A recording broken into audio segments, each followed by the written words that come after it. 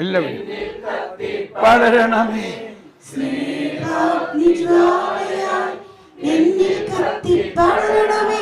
ജീവജലത്തിൻ അരുവിയായി നിറഞ്ഞു കവിഞ്ഞൊഴുകണമേ. ജീവജലത്തിൻ അരുവിയായി നിറഞ്ഞു കവിഞ്ഞൊഴുകണമേ. സ്നേഹാഗ്നിജ്വാലയായി എന്നിൽ കത്തി പടരണമേ. സ്നേഹാഗ്നിജ്വാലയായി എന്നിൽ കത്തി പടരണമേ. ജീവജലത്തിൻ അരുവിയായി നിറഞ്ഞു കവിഞ്ഞൊഴുകണമേ. ജീവജലത്തിൻ അരുവിയായി നിറഞ്ഞു കവിഞ്ഞൊഴുകണമേ. സ്നേഹാഗ്നിജ്വാലയായി എന്നിൽ കത്തി പടരണമേ. സ്നേഹാഗ്നിജ്വാലയായി എന്നിൽ കത്തി പടരണമേ. എന്നിൽ വാഴും ആത്മാവേ എന്നിൽ കത്തി പടരണമേ. എന്നിൽ വാഴും ആത്മാവേ എല്ലാവരും അതിനെ തുറന്ന് കൈകാണിച്ച് വാഴും ആത്മാവേ എന്നാത്മാവിൽ പടരണമേ. എന്നിൽ വാഴും ആത്മാവേ എന്നാത്മാവിൽ പടരണമേ. ദൈവസ്നേഹം ചൊരിയണമേ. ദൈവസ്നേഹം ചൊരിയണമേ. ദൈവസ്നേഹം ചൊരിയണമേ. ദൈവസ്നേഹം ചൊരിയണമേ. കൃപയ്ക്ക് മേൽ കൃപ ചൊരിയണമേ. കൃപാവരം ചൊരിയണമേ. കൃപയ്ക്ക് മേൽ കൃപ ചൊരിയണമേ. കൃപാവരം. Come on, എല്ലാവരും ഹല്ലേലൂയ. യേശുവേ നന്ദി. യേശുവേ സ്തുതിക്കുന്നു. ഹല്ലേലൂയ. ഹല്ലേലൂയ. ഹല്ലേലൂയ. ഹല്ലേലൂയ. പരിശുദ്ധാത്മാവേ ഞങ്ങൾ നിറയണമേ. ഹല്ലേലൂയ. ഹല്ലേലൂയ. ഹല്ലേലൂയ. ഹല്ലേലൂയ. യേശുവേ നന്ദി. യേശുവേ നന്ദി. യേശുവേ നന്ദി.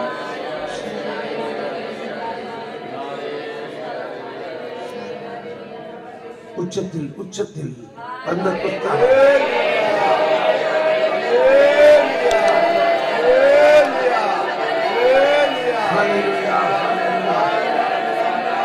Hallelujah, hallelujah.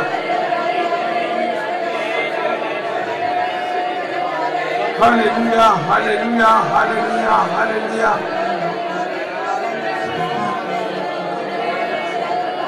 ജീവജലത്തിൻ അരുവിയായി നിറഞ്ഞു കവിഞ്ഞൊഴുകണമേ.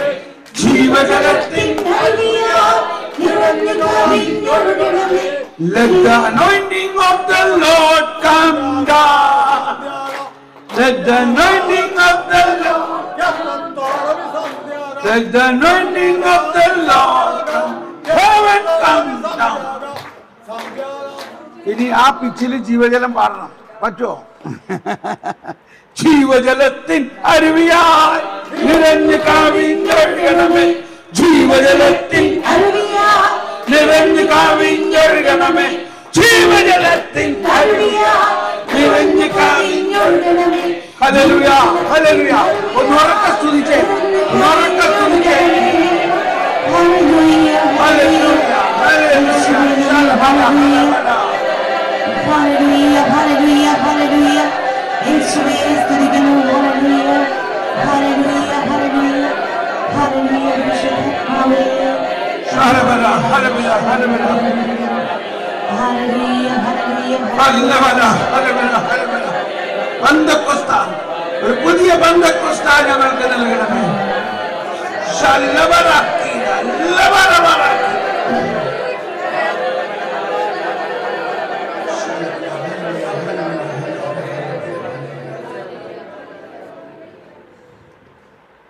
ഒരു പ്രവചനം വരുന്നു.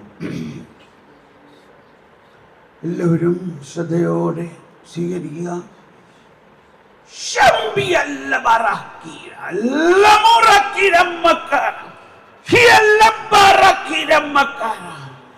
എന്റെ വാത്സല്യഭാചനങ്ങളെ, ഞാനാണ് സകലതും സൃഷ്ടിച്ചവൻ. ഞാനാണ് സകലതും പരിപാലിക്കുന്നവൻ. ഞാൻ തന്നെ സൃഷ്ടിച്ചതിനെ ഞാൻ തന്നെ നവീകരിക്കുന്നു. ഞാൻ പുനർസൃഷ്ടിക്കുന്നു, പുനരുജ്ജീവിപ്പിക്കുന്നു. ഞാൻ നിങ്ങളിലൂടെ എന്റെ പുനരുജ്ജീവന ശക്തിയെ പ്രവഹിപ്പിക്കും. നിങ്ങളിലൂടെ ഒരു പുതിയ സാമ്രാജ്യം ഞാൻ പടുത്തുയർത്തുന്നു. എന്റെ ദൈവ മഹാരാജ്യത്തെ ഞാൻ പടുത്തുയർത്തുന്നു. എന്റെ സർവാധിക ശക്തിയെ നിങ്ങളിലൂടെ ഞാൻ പ്രവഹിപ്പിക്കുന്നു. സമർപ്പിക്കുന്നു. ആമേൻ. Hallelujah, hallelujah, hallelujah. സ്തുതിക്കൂ, സ്തുതിക്കൂ, സ്തുതിക്കൂ. പെന്തക്കോസ്ത് ആരാധന. Hallelujah. യേശുവേ സ്തുതിക്കുന്നു, സ്തുതിക്കുന്നു, സ്തുതിക്കുന്നു.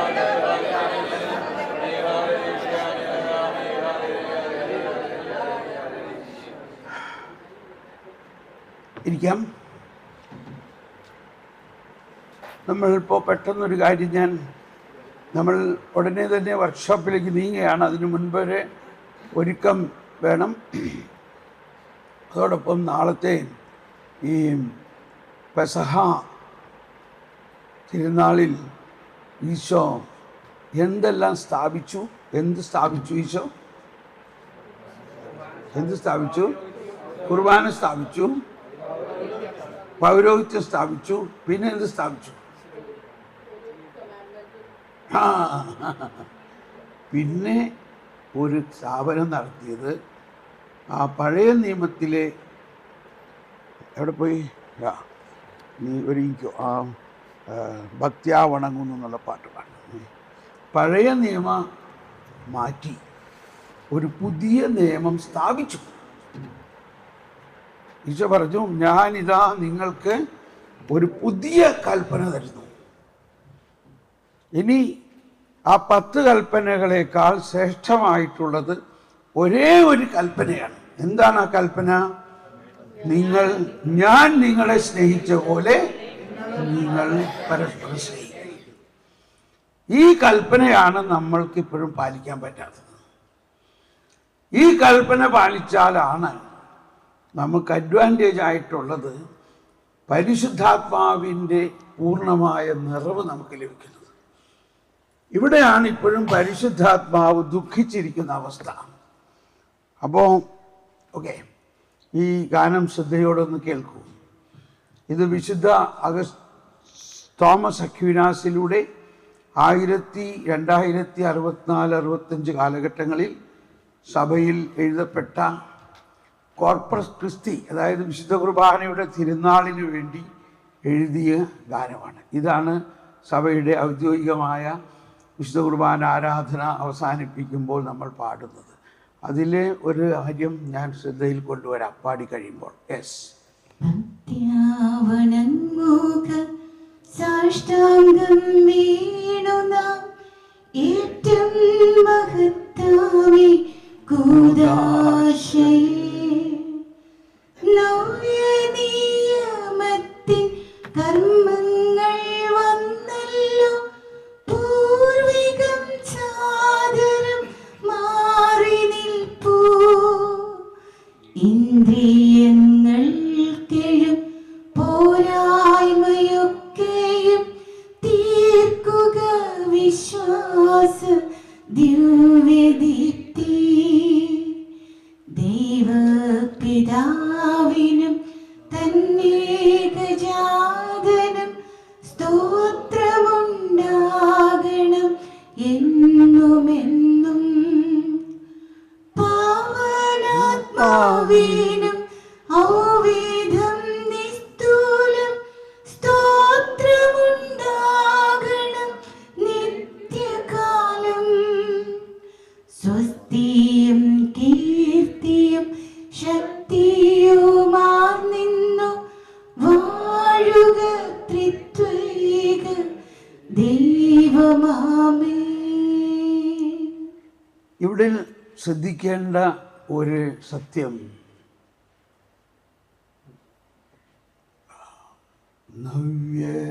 നവ്യനിയമത്തിൻ കർമ്മങ്ങൾ വന്നല്ലോ പൂർവികം സാദരം മാറി നിൽപ്പൂ. കണ്ടോ? അതായത് പഴയ നിയമത്തിലെ എല്ലാ ആരാധനകളും എല്ലാ തത്വങ്ങളും എല്ലാ നിയമങ്ങളും മാറി നിൽപ്പൂ. എന്തുകൊണ്ടാ? നവ്യനിയമത്തിൻ കർമ്മങ്ങൾ വന്നല്ലോ. കേട്ടോ? നമ്മൾ ഈ കുർബാനയിലും ആരാധനാക്രമത്തിലുമെല്ലാം പാടുന്ന പാട്ടുകൾ വളരെ അളന്ന് കുറിച്ച് തൂക്കി വളരെ എസെൻസ് ആണ്. അപ്പം അത് ഇംഗ്ലീഷിൽ ഇങ്ങനെയാണ്, new and perfect.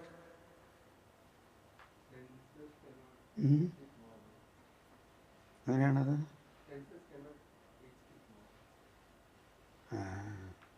All the old must terminate. അതിനു മുമ്പ് the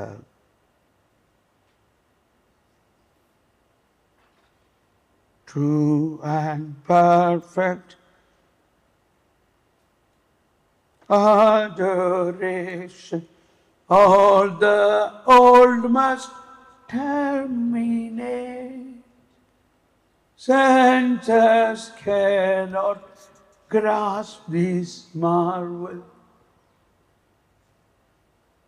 അതാണ് നമ്മൾ പാടുന്നത്. ഇന്ദ്രിയങ്ങൾക്കേഴും പോരായ്മയൊക്കെയും തീർക്കുക വിശ്വാസ ദിവ്യദീപ്തി. Senses cannot grasp this marvel. Faith must come to compensate. അപ്പോൾ ഇപ്പോഴും നമ്മുടെ ഏറ്റവും വലിയ ഒരു സമരം അല്ലെങ്കിൽ ഒരു കോൺഫ്ലിക്റ്റ് നമ്മൾ ഈ പുതിയ നിയമവും പഴയ നിയമവും തമ്മിലുള്ള ഇടാകൂട്ടത്തിൽ കിടക്കുകയാണ്. ഒരു വശത്ത് നിന്ന് പഴയ നിയമം നമ്മളെ പിടിച്ചു വലിക്കുന്നു, മറുവശത്ത് പുതിയ നിയമത്തിൻ്റെ ആനന്ദം നമ്മൾ ആസ്വദിക്കുകയും വേണം. ഇത് രണ്ടും കൂടി പറ്റില്ല. നവ്യനിയമത്തിൻ കർമ്മങ്ങൾ വന്നല്ലോ, പൂർവികം സാദരം മാറി നിൽപ്പൂ. The old must terminate. Old must terminate. അപ്പോൾ ഇതിലാണ് നമുക്കൊരു ധൈര്യം വേണം. അയ്യോ അങ്ങനെയൊക്കെ ചെയ്താൽ ശരിയാവോ? ഈ അച്ഛന്മാരും ഇവരെല്ലാം പറയണത് നിനക്ക് പൂർവശാഹം ഉണ്ടാവുന്നതാണല്ലോ. തോമസ് പോൾ പറയണതാണോ ശരി, അച്ഛൻ പറയണതാണോ ശരി?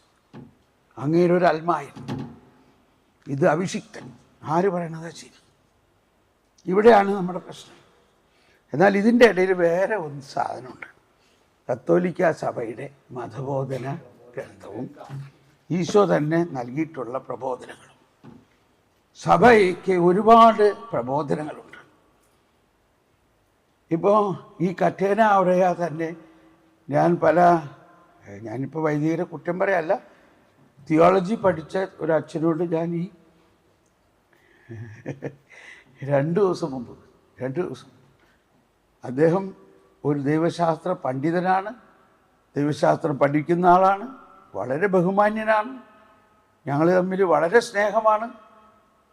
ഞാൻ കുർബാനയിലെ ഇടയ്ക്കിടയ്ക്കൊക്കെ എന്നോട് പറയും, ബ്രദർ 2 വാക്ക് പറയുന്നതൊക്കെ. അങ്ങനെ നമ്മളെ ഒന്ന് ഈ പ്രസംഗത്തിന് ശേഷം അച്ഛൻ പറയും, ബ്രദർ 2 വാക്ക് പറയും, പേടിക്കണ്ട ഞാൻ പറയാം. അപ്പോൾ പിന്നെ നമ്മുടെ കയ്യിൽ മൈക്ക് കിട്ടിയാൽ പിന്നെ പറയാനില്ല.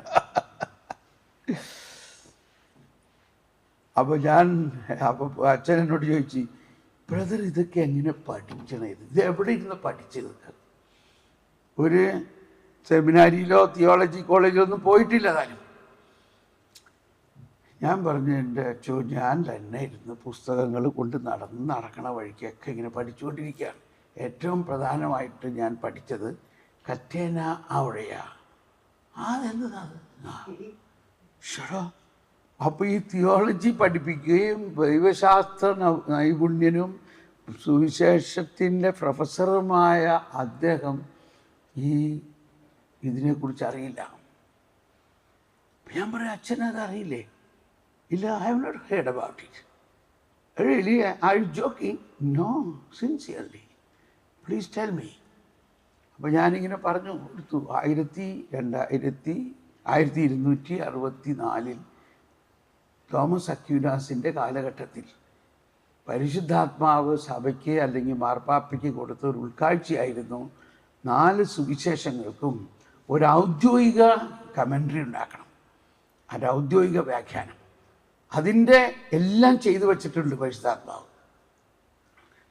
ആദ്യത്തെ 8 നൂറ്റാണ്ടുകളിലുള്ള സഭാപിതാക്കന്മാർ ഈ ഓരോ വചനത്തിനും അല്ലെങ്കിൽ വിശദമായിട്ട് ഇതൊക്കെ വ്യാഖ്യാനിച്ചിട്ടുണ്ട്. അത് ഇപ്പോൾ ഈ തോമസ് അക്വിനാസിനെ കൊണ്ട് അതിനെ ക്രോഡീകരിച്ച് ചെയ്യണം. ഇന്നലെ രാത്രി ഞാൻ ചെന്നപ്പോൾ എന്നെ കാണാൻ ഒരാൾ വന്നു. അപ്പോൾ ഞാൻ പറഞ്ഞു, അപ്പോൾ അവർക്ക് വേണ്ടത് ഒരു ബൈബിളിൻ്റെ കമൻട്രി. അതിനെന്താ, ഞാൻ ഇപ്പോൾ കൊണ്ടുവരാല്ല. അപ്പോൾ ഈ കറ്റേനൗറയുടെ 4 വോളിയംസ് കൊണ്ടുവന്ന് ആ കട്ട വഴി അടിയാൾ ബോധം കെട്ട് വീണു. ഷോ, ഇത് ഞാൻ പറഞ്ഞ ഒരു ലളിതമായിട്ട് ഓക്കെ. അപ്പോൾ ഇപ്പോൾ നമ്മൾ ചെയ്തുകൊണ്ടിരിക്കുന്നത് കറ്റേനൗറയെ മുഴുവനും മലയാളത്തിൽ തർജ്ജമ ചെയ്തു. ഇനി അതിനെ ഞാൻ തന്നെ പരിശോധിച്ച് അതിലെ കറക്ഷൻസ് ചെയ്യണം. അപ്പോൾ അതിങ്ങനെ ഓരോ ചാപ്റ്ററിൻ്റെയും ഒരു കൊച്ചു പുസ്തകമാക്കി ഉണ്ടാക്കിയിരിക്കുകയാണ്. ഓടി വരല്ലേ അത് മേടിക്കാനായിട്ട്. അത് സാമ്പിളായിട്ട് ഞാൻ ഉണ്ടാക്കിച്ചിരിക്കുകയാണ്. ഇനി നമ്മൾ തന്നെ ചിലവർ അത് വായിച്ച് അതിൻ്റെ അക്ഷരമൊക്കെ മാറ്റി അക്ഷര തിരുത്തൽ ചെയ്തതിന് ശേഷം നിങ്ങൾക്ക് വിശ്വസിക്കാൻ പറ്റുമെന്ന് എനിക്കറിയില്ല. കർത്താവ് പറയണത് ആ 8 നൂറ്റാണ്ടുകളിൽ വെളിപ്പെടുത്തിയത് മാത്രം പോരാ, അതിന് ശേഷമുള്ള നൂറ്റാണ്ടുകളിൽ വലിയ അല്ലെങ്കിൽ വേദപാരംഗതർ, അതാണ് ഡോക്ടേഴ്സ് ഓഫ് ദ ചർച്ച്, അവരിലൂടെയും മാർപ്പാപ്പമാരിലൂടെയും ഞാൻ ഒരുപാട് വ്യാഖ്യാനങ്ങൾ നൽകിയിട്ടുണ്ട്. അതിനെ ഉൾപ്പെടുത്തിക്കൊണ്ട് ഓരോ അധ്യായവും ഒരു പുസ്തകമാക്കണം. അതായത് ഓരോ അധ്യായത്തിലെയും ഓരോ വചനത്തിനും ഈ വിദഗ്ധരായ സഭാപിതാക്കന്മാർ പറഞ്ഞിരിക്കുന്നത് കൂടാതെ സഭാ പണ്ഡിതന്മാരും മാർപ്പാപ്പമാരും ഞാൻ കൊടുത്തിട്ടുള്ളതെല്ലാം കൂട്ടിച്ചേർത്ത് കൊണ്ട് ഒരു വലിയ സമാഹാരം ഉണ്ടാക്കണം. ഞാൻ തോമസ് അക്വിനാസ് ഒന്നുമല്ല. ഈ കേരളത്തിലെ കുഗ്രാമത്തിൽ ജനിച്ച ഈ തോമസ് പോളിലൂടെ കർത്താവ് ഇത് ചെയ്യാൻ പറയാണ്. നിങ്ങൾക്കിത് വിശ്വസിക്കാൻ പറ്റുമോ? അങ്ങനെ അതിൻ്റെ പണി നമ്മൾ ചെയ്തുകൊണ്ടിരിക്കുകയാണ് ഇതിൻ്റെ ഇടയ്ക്ക്. അപ്പോൾ സുവിശേഷത്തിൽ 4 സുവിശേഷങ്ങൾ കൂടി 89 അധ്യായങ്ങളാണുള്ളത്. അപ്പോൾ ഈ 89 അധ്യായങ്ങൾക്കും 89 പുസ്തകം ഉണ്ടാക്കണം. അപ്പം നമ്മൾ പണ്ട് എൻസൈക്ലോപീഡിയയുടെ വലിയൊരു സമാഹാരം അതുപോലെ ഉണ്ടാക്കണം. അപ്പോൾ ടോട്ടൽ ഒരു 90 പുസ്തകം വിചാരിച്ചോ. ഒരു പുസ്തകം ഈ വേദപാരംഗതന്മാരുടെയും പിതാക്കന്മാരുടെയും ഒരു ലഘു വിവരണം. മനസ്സിലായോ? ആരാണ് ഈ തോമസ് അക്വിനാസ്, അല്ലെങ്കിൽ ആരാണ് ജോൺ ക്രിസോസ്റ്റം, ആരാണ് റാവാനോസ്, റെമേജിയോസ്, സിപ്രിയാൻ, കാസിയാൻ, വിശുദ്ധ അഗസ്തീനോസ്, ജോൺ ഡമാസീൻ. ആരാണ് ഈ ജോൺ ഡമാസീൻ? ഈ ജോൺ ഡമാസീൻ സഭയുടെ പ്രബോധനങ്ങളെ സംരക്ഷിച്ച, പാഷാണ്ഡതയ്ക്കെതിരെ പോരാടിയ വലിയ ഒരു വിദഗ്ധനാണ്. അപ്പോൾ അതിൻ്റെ സഹിക്കാൻ പറ്റാഞ്ഞിട്ട് അന്നത്തെ രാജാവ്, അപ്പോൾ രാജാക്കന്മാർ വരെ പറയണതിനെ പുള്ളി ഖണ്ഡിക്കുകയാണ്. നിങ്ങൾ അല്ല, കർത്താവാണ് മഹാരാജാവ്. അത് നിങ്ങൾ പറയുന്നത് ദൈവരാജ്യത്തിൻ്റെ നിയമമനുസരിച്ച് തെറ്റാണ്. ഇതൊക്കെ സ്ഥലത്തെ രാജാവിനോട് പറയാനുള്ള ധൈര്യം. എന്നിട്ട് രാജാവ് ഇയാളെ പിടിച്ചുകൊണ്ടുവന്ന് ഇയാളുടെ കൈവെട്ടി, നിന്റെ എഴുത്ത് നീ നിർത്തുക. ഡോൺ ഡമാസീനിൻ്റെ കൈവെട്ടി. മറ്റൊരു പട്ടണത്തിൽ ഒരു സ്ഥലത്ത് തൂക്കിയിട്ടിരിക്കുകയാണ്. കണ്ട, ഇങ്ങനെ ഇരിക്കും രാജാവിനോട് കളിച്ചാൽ. ജോൺ ഡമാസീനിൻ്റെ കമ്മ്യൂണിറ്റിയിലെ അച്ഛന്മാർ പോയിട്ട് അത് കണ്ടുപിടിച്ച് ആ കൈ അവിടെ നിന്ന് എടുത്തുകൊണ്ട് വന്ന് ഇദ്ദേഹത്തിൻ്റെ ഈ മുറിഞ്ഞ ആ സ്ഥലത്ത് വെച്ചപ്പോൾ അത് വീണ്ടും നോർമലായി. Can you believe it? അത്ഭുതം നടന്നു. ഒരു പാട് മാത്രമുള്ളൂ, ബാക്കി കംപ്ലീറ്റ് പ്രവർത്തനമായി. ആ കൈ വെച്ചുകൊണ്ട് 105 വയസ്സ് വരെ അദ്ദേഹം വീണ്ടും എഴുതി. ഇതാണ് സഭ എന്ന് പറയുന്നത്. നമ്മളെന്താ വിചാരിച്ചേക്കണേ? സഭ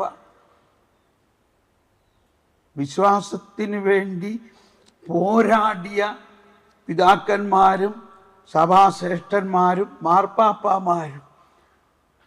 അപ്പം നമ്മൾ അതൊന്നും അറിയാണ്ട് ഇങ്ങനെ നിസാരമായ കാര്യങ്ങളെ ചൊല്ലി തല്ലും ബഹളമൊക്കെ ഉണ്ടാക്കി ഇങ്ങനെ ജീവിക്കുകയാണ്, ഒരു രാഷ്ട്രീയ പാർട്ടിയുടെ മാതിരി. മനസ്സിലാവട്ടോ?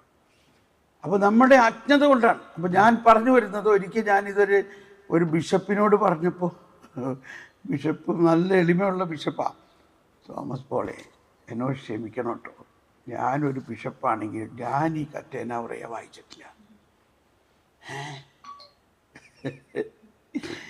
ബിഷപ്പിൻ്റെ എളിമ കൊണ്ട് ബിഷപ്പ് പറയാണ് എന്നോട് ക്ഷമിക്കണം കേട്ടോ, ഞാനിത് ഞങ്ങളുടെ തിയോളജി കാലഘട്ടത്തിൽ അവിടെ തിയോളജിയേറ്റിലെ സിലബസിലുള്ളത് തന്നെ പഠിക്കാൻ ഞങ്ങൾക്ക് പറ്റണില്ല, പിന്നെ അതിന് പുറത്തുള്ളത് എങ്ങനെ പഠിക്കണം? അപ്പോൾ ഇതൊന്നും തിയോളജി പഠന കളരിയിൽ കരിക്കുലത്തിലില്ലാന്ന്. കരിക്കുലം എന്ന് പറഞ്ഞാൽ മനസ്സിലായില്ലേ? ആ പഠന കരിക്കുലത്തിൽ സഭയുടെ ഔദ്യോഗിക വചന പഠന വ്യാഖ്യാനത്തെക്കുറിച്ച് ഇല്ല. അപ്പം എനിക്ക് വേറൊരാളൊരു വ്യാഖ്യാനം കൊണ്ടുവന്നു. ഈ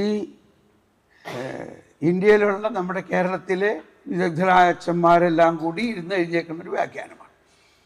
അത് തുറന്ന് അതിൻ്റെ ആമുഖം വായിച്ചപ്പോൾ തന്നെ ഞാനതവിടെ മാറ്റിവെച്ചു.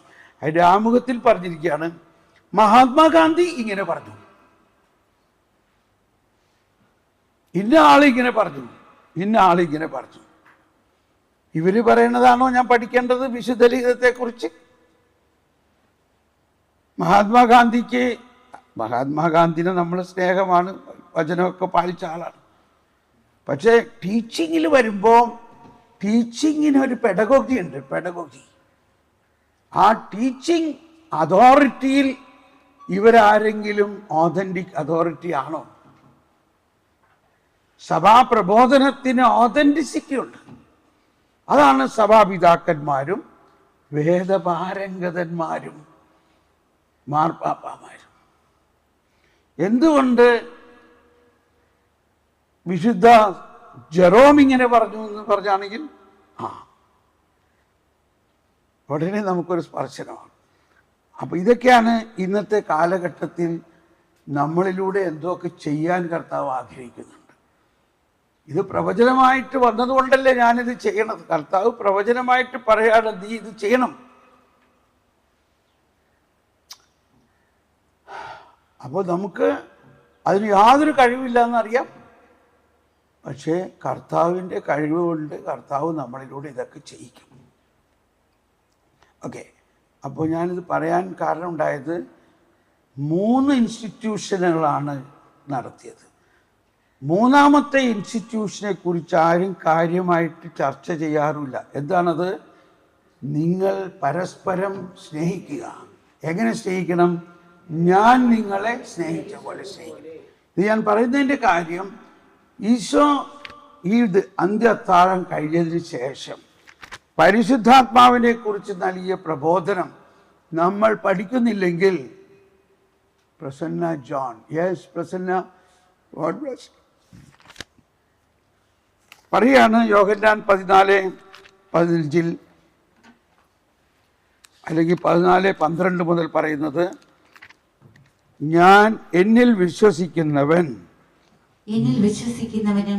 ഞാൻ ചെയ്യുന്ന പ്രവൃത്തികൾ ചെയ്യും. ഞാൻ പിതാവിന്റെ അടുത്തേക്ക് പോകുന്നത് കൊണ്ട് ഇവയേക്കാൾ വലിയവയും അവൻ ചെയ്യും. ഇപ്പോൾ പലരും ചോദിക്കാനുള്ളൊരു ചോദ്യമാണ്, ഈശോ ചെയ്തത് തന്നെ ചെയ്യുമെന്ന് പറഞ്ഞാൽ നമുക്ക് വിശ്വസിക്കാൻ പറ്റണില്ല അല്ലേ? അപ്പം എന്താണ് ഇവയേക്കാൾ വലിയവ എന്ന് പറയുന്നത്? അതെന്താ? ഇവയേക്കാൾ വലിയവയും നിങ്ങൾ ചെയ്യും. ഞാൻ സാധാരണ അത് പറയാറില്ല, കാരണം അത് അത്രയും ഗ്രഹിക്കാനുള്ള കഴിവ് നമുക്കില്ല. എനിക്ക് തോന്നുന്നത് നിങ്ങളോടത് പറയാമെന്ന്. പറയട്ടെ, എല്ലാവരും ശ്രദ്ധിക്കണം. ഇത് ചിലപ്പോൾ മനസ്സിലാവും. അതിന് മറ്റൊരു വശവും കൂടി പറഞ്ഞിട്ട് വേണം. ഈശോ ഉപമകളിലൂടെ കാര്യങ്ങൾ പഠിപ്പിച്ചപ്പോൾ മർക്കോസ് 4:12 പറയാണ്, അവർ ഈശോ തനിച്ചായപ്പോൾ വന്ന് ചോദിച്ചു, എന്തുകൊണ്ടാണ് അങ്ങ് ഉപമകളിലൂടെ സംസാരിക്കുന്നത്? അപ്പോൾ ഈശോ പറഞ്ഞു 4:12, അവൻ പറഞ്ഞു, ദൈവരാജ്യത്തിന്റെ രഹസ്യം നിങ്ങൾക്കാണ് നൽകപ്പെട്ടിരിക്കുന്നത്.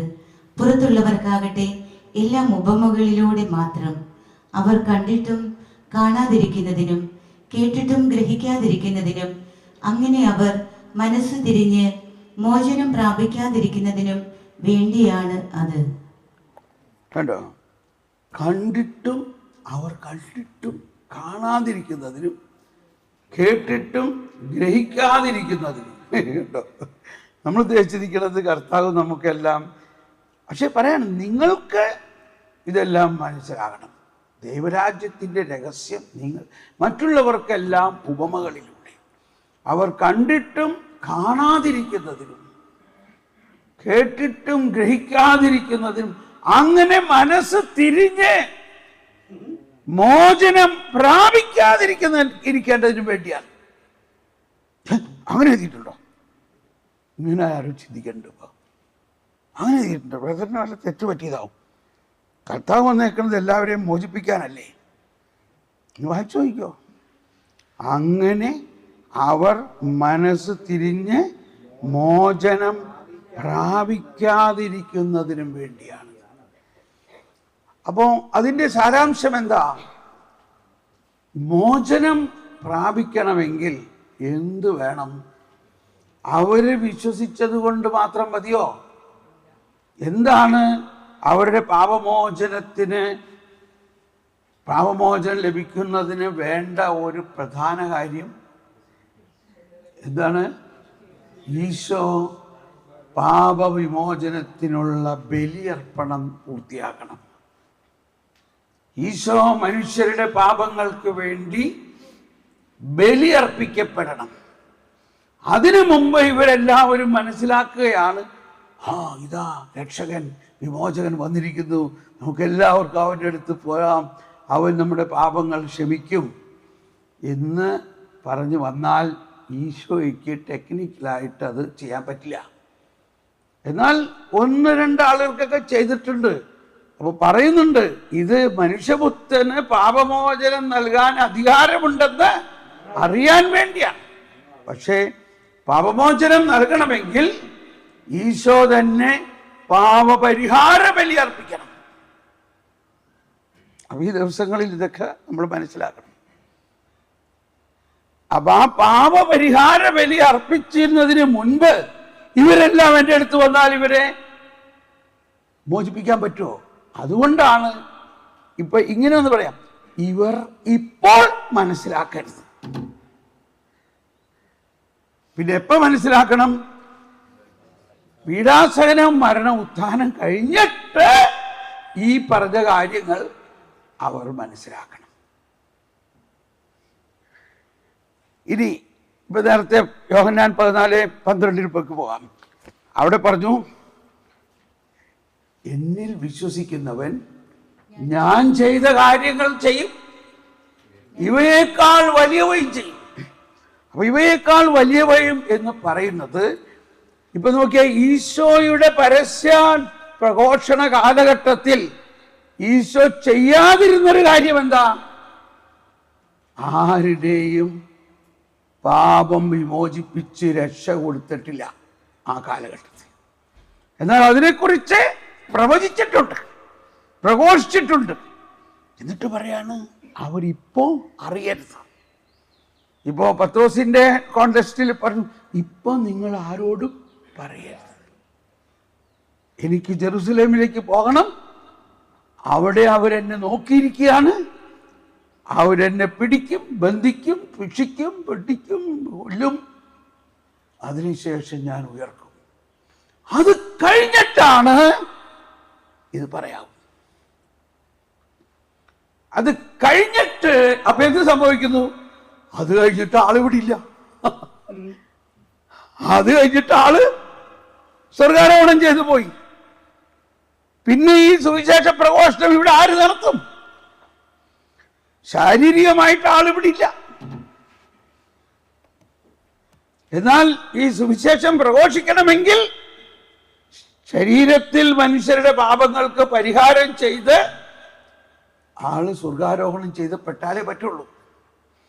അപ്പോൾ ഞാൻ ചെയ്ത പ്രവൃത്തികളും, അതായത് ഇപ്പോൾ ഞാൻ ചെയ്യുന്ന പോലെയുള്ള സുവിശേഷ പ്രഘോഷണം നിങ്ങൾ ചെയ്യും. പക്ഷെ അത് പോരാ, അതിനേക്കാൾ വലിയവയും നിങ്ങൾ ചെയ്യും. അതെന്താണ്? ഉത്ഥാനത്തിന് ശേഷം എൻ്റെ ഉത്ഥിതമായ ശക്തിയെ ആവഹിച്ചിട്ട്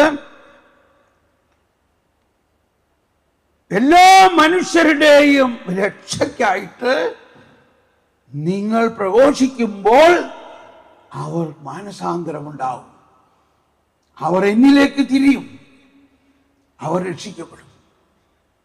അതാണ് ഞാൻ ജീവിതകാലത്ത് ചെയ്യാതിരുന്നൊരു പ്രവൃത്തി. എൻ്റെ പരസ്യ ജീവിതകാലത്ത് എനിക്ക് ചെയ്യാൻ പറ്റാതിരുന്ന പ്രവൃത്തി എന്താണ്? പുനരുത്ഥാനത്തിന് ശേഷമേ ചെയ്യാൻ പറ്റുന്ന ഒരു പ്രവൃത്തി പീഡാസഹനവും പുനരുത്ഥാനം നടക്കുന്നതിന് മുമ്പ് ഞാനങ്ങനെ ചെയ്യും. എന്നാൽ ഒരു നമൂനയായിട്ട് അല്ലെങ്കിൽ ഒരു സൂചനയായിട്ടോ ഒന്നോ രണ്ടോ ചെയ്യാം, പൊതുവായിട്ട് ചെയ്യാൻ പറ്റില്ല. അത് നിങ്ങളാണ് ചെയ്യേണ്ടത്. എന്തുകൊണ്ടെന്നാൽ ഞാൻ മുന്തിരിച്ചെടിയും നിങ്ങൾ എൻ്റെ ശാഖകളുമാണ്. എന്നിൽ ഇപ്പൊ ഇത് തന്നെ നോക്ക്, ഈ കൈ മുന്തിരിച്ചെടിയാണ്, ഇതതിൻ്റെ തായ്തണ്ടാണ്. നോക്ക്, ഈ കൈ, ഈ തായ്തണ്ടിന്റെ ശാഖകളാണ് ഇതെല്ലാം. ഈ തായ്തണ്ടിൽ ഒഴുകുന്നതെല്ലാം ഈ ശാഖയിൽ ഒഴുകുന്നുണ്ടോ? ഇതിന്റെ ഇടയ്ക്ക് വല്ല കൺട്രോൾ വാൽവ് വെച്ചിട്ടുണ്ടോ?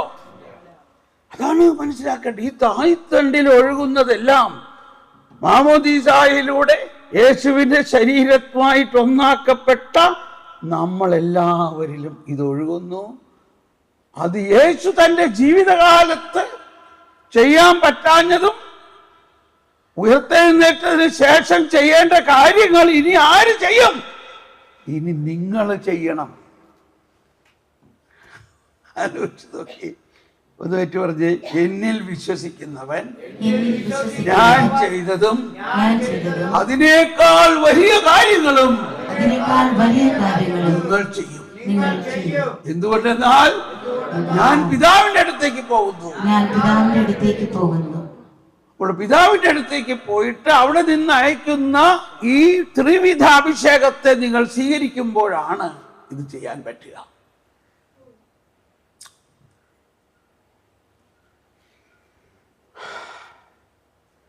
ഇവിടെ കിട്ടിയോ ഇല്ലേ?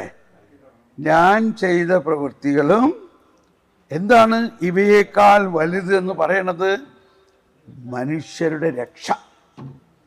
ആ മനുഷ്യരുടെ രക്ഷ തന്നെ എൻ്റെ അഭാവത്തിൽ, എൻ്റെ ശാരീരിക അഭാവത്തിൽ നിങ്ങൾക്ക് ചെയ്യാൻ വേണ്ടിയുള്ളതാണ്. എന്നാൽ അതിനാവശ്യമായ ആത്മീയ ശക്തി, പരിശുദ്ധാത്മാവ്, വചനം, എൻ്റെ ശരീരം, രക്തം, ഇതൊക്കെ ഞാൻ നിങ്ങൾക്ക് തരികയാണ്. ഞാൻ നിങ്ങളിലുണ്ട്. എൻ്റെ ശരീരം ഭക്ഷിക്കുകയും രക്തം പാനം ചെയ്യുകയും ചെയ്യുന്നവനിൽ ഞാനുണ്ട്, അവൻ എന്നിലുമുണ്ട്. അത് തന്നെ മുന്തിരിച്ചെടിയുടെ കാര്യത്തിലും പറഞ്ഞു. എന്നിൽ നിലനിൽക്കുന്നവൻ അവനിൽ ഞാനും നിലനിൽക്കും, അവൻ ധാരാളം ഫലം പുറപ്പെടുവിക്കും. അപ്പോ ഒന്നുകൂടി വായിക്കാം. എന്നിൽ വിശ്വസിക്കുന്നവൻ ഞാൻ ചെയ്ത പ്രവൃത്തികളും അവയേക്കാൾ വലിയവയും ചെയ്യും.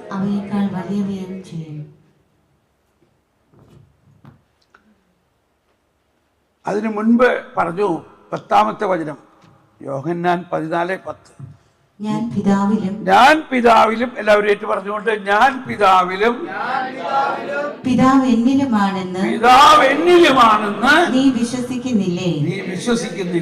ഞാൻ നിങ്ങളോട് പറയുന്ന വാക്കുകൾ സ്വമേധയാ പറയുന്നതല്ല, പ്രത്യുത എന്നിൽ വസിക്കുന്ന പിതാവ് തന്റെ പ്രവൃത്തികൾ ചെയ്യുകയാണ്.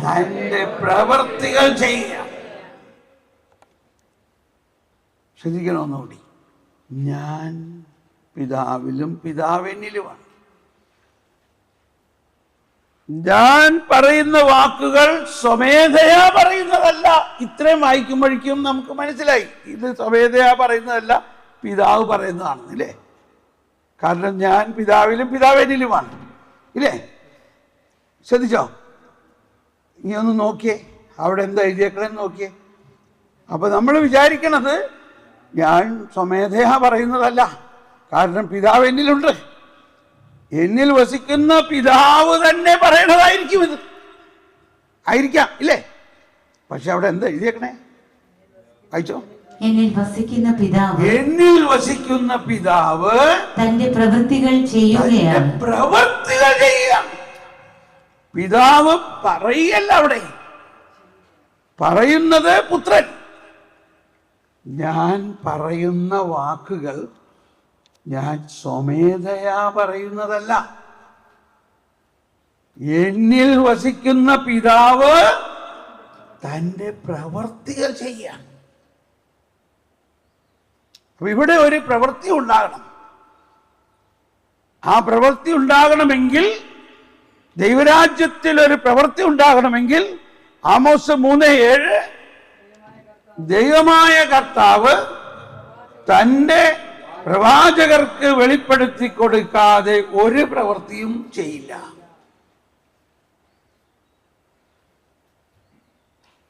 അപ്പൊ ഒരു പ്രവൃത്തി ഉണ്ടാകണമെങ്കിൽ അതെങ്ങനെയാണ് ദൈവരാജ്യത്തിൽ ഒരു പ്രവൃത്തി നടപ്പാവുന്നത്? അത് പുത്രനിലൂടെ പ്രവചനമായിട്ട് വരണം. അപ്പോൾ ഒരു പ്രവചനം വരുമ്പോൾ എന്ത് സംഭവിക്കുന്നു? പിതാവ് തൻ്റെ പ്രവൃത്തി ആരംഭിച്ചു. ചക്കക്കുരു നട്ടു, നടണ്ടേ, എന്നാലല്ലേ മുളയ്ക്കുള്ളൂ, മുളച്ചാലല്ലേ വളരുള്ളൂ. പിന്നെ വർഷങ്ങൾക്ക് ശേഷം അതൊരു വലിയ പ്രസ്ഥാനമായിട്ട് മാറും. ഇപ്പൊ ഡിവൈൻ പോട്ട ആശ്രമത്തിൽ ഒരു ഓല ഷെഡിൽ ധ്യാനം നടത്തിക്കൊണ്ടിരുന്ന ഒരു കാലം 70ഓളം പേരുണ്ടായിരുന്നു. അപ്പോഴാണ് പ്രവചനങ്ങൾ വരാൻ തുടങ്ങി. ദർശനമായിട്ടും വാക്കുകളായിട്ടും. നായിക്കാമ്പറമ്പിലച്ഛൻ, പനക്കലച്ഛൻ, അവിടെ ഉണ്ടായിരുന്ന അൽമായ ശുശ്രൂഷകരൊക്കെ അതിനകത്ത് ഭാഗവാക്കുകളാണ്. ആരെങ്കിലും ഈ ഡിവൈൻ പോട്ട സംവിധാനത്തിന് ഒരു പ്രോജക്റ്റ് പ്ലാൻ ഉണ്ടാക്കിയിട്ടാണോ അതുണ്ടായത്? കർത്താവിൻ്റെ ആത്മാവ് അവരിലൂടെ പ്രവചിച്ചു. ഒരു നമ്മുടെ നാട്ടിൽ നമ്മുടെ കൺമുമ്പിൽ കണ്ട കാര്യമാണ്.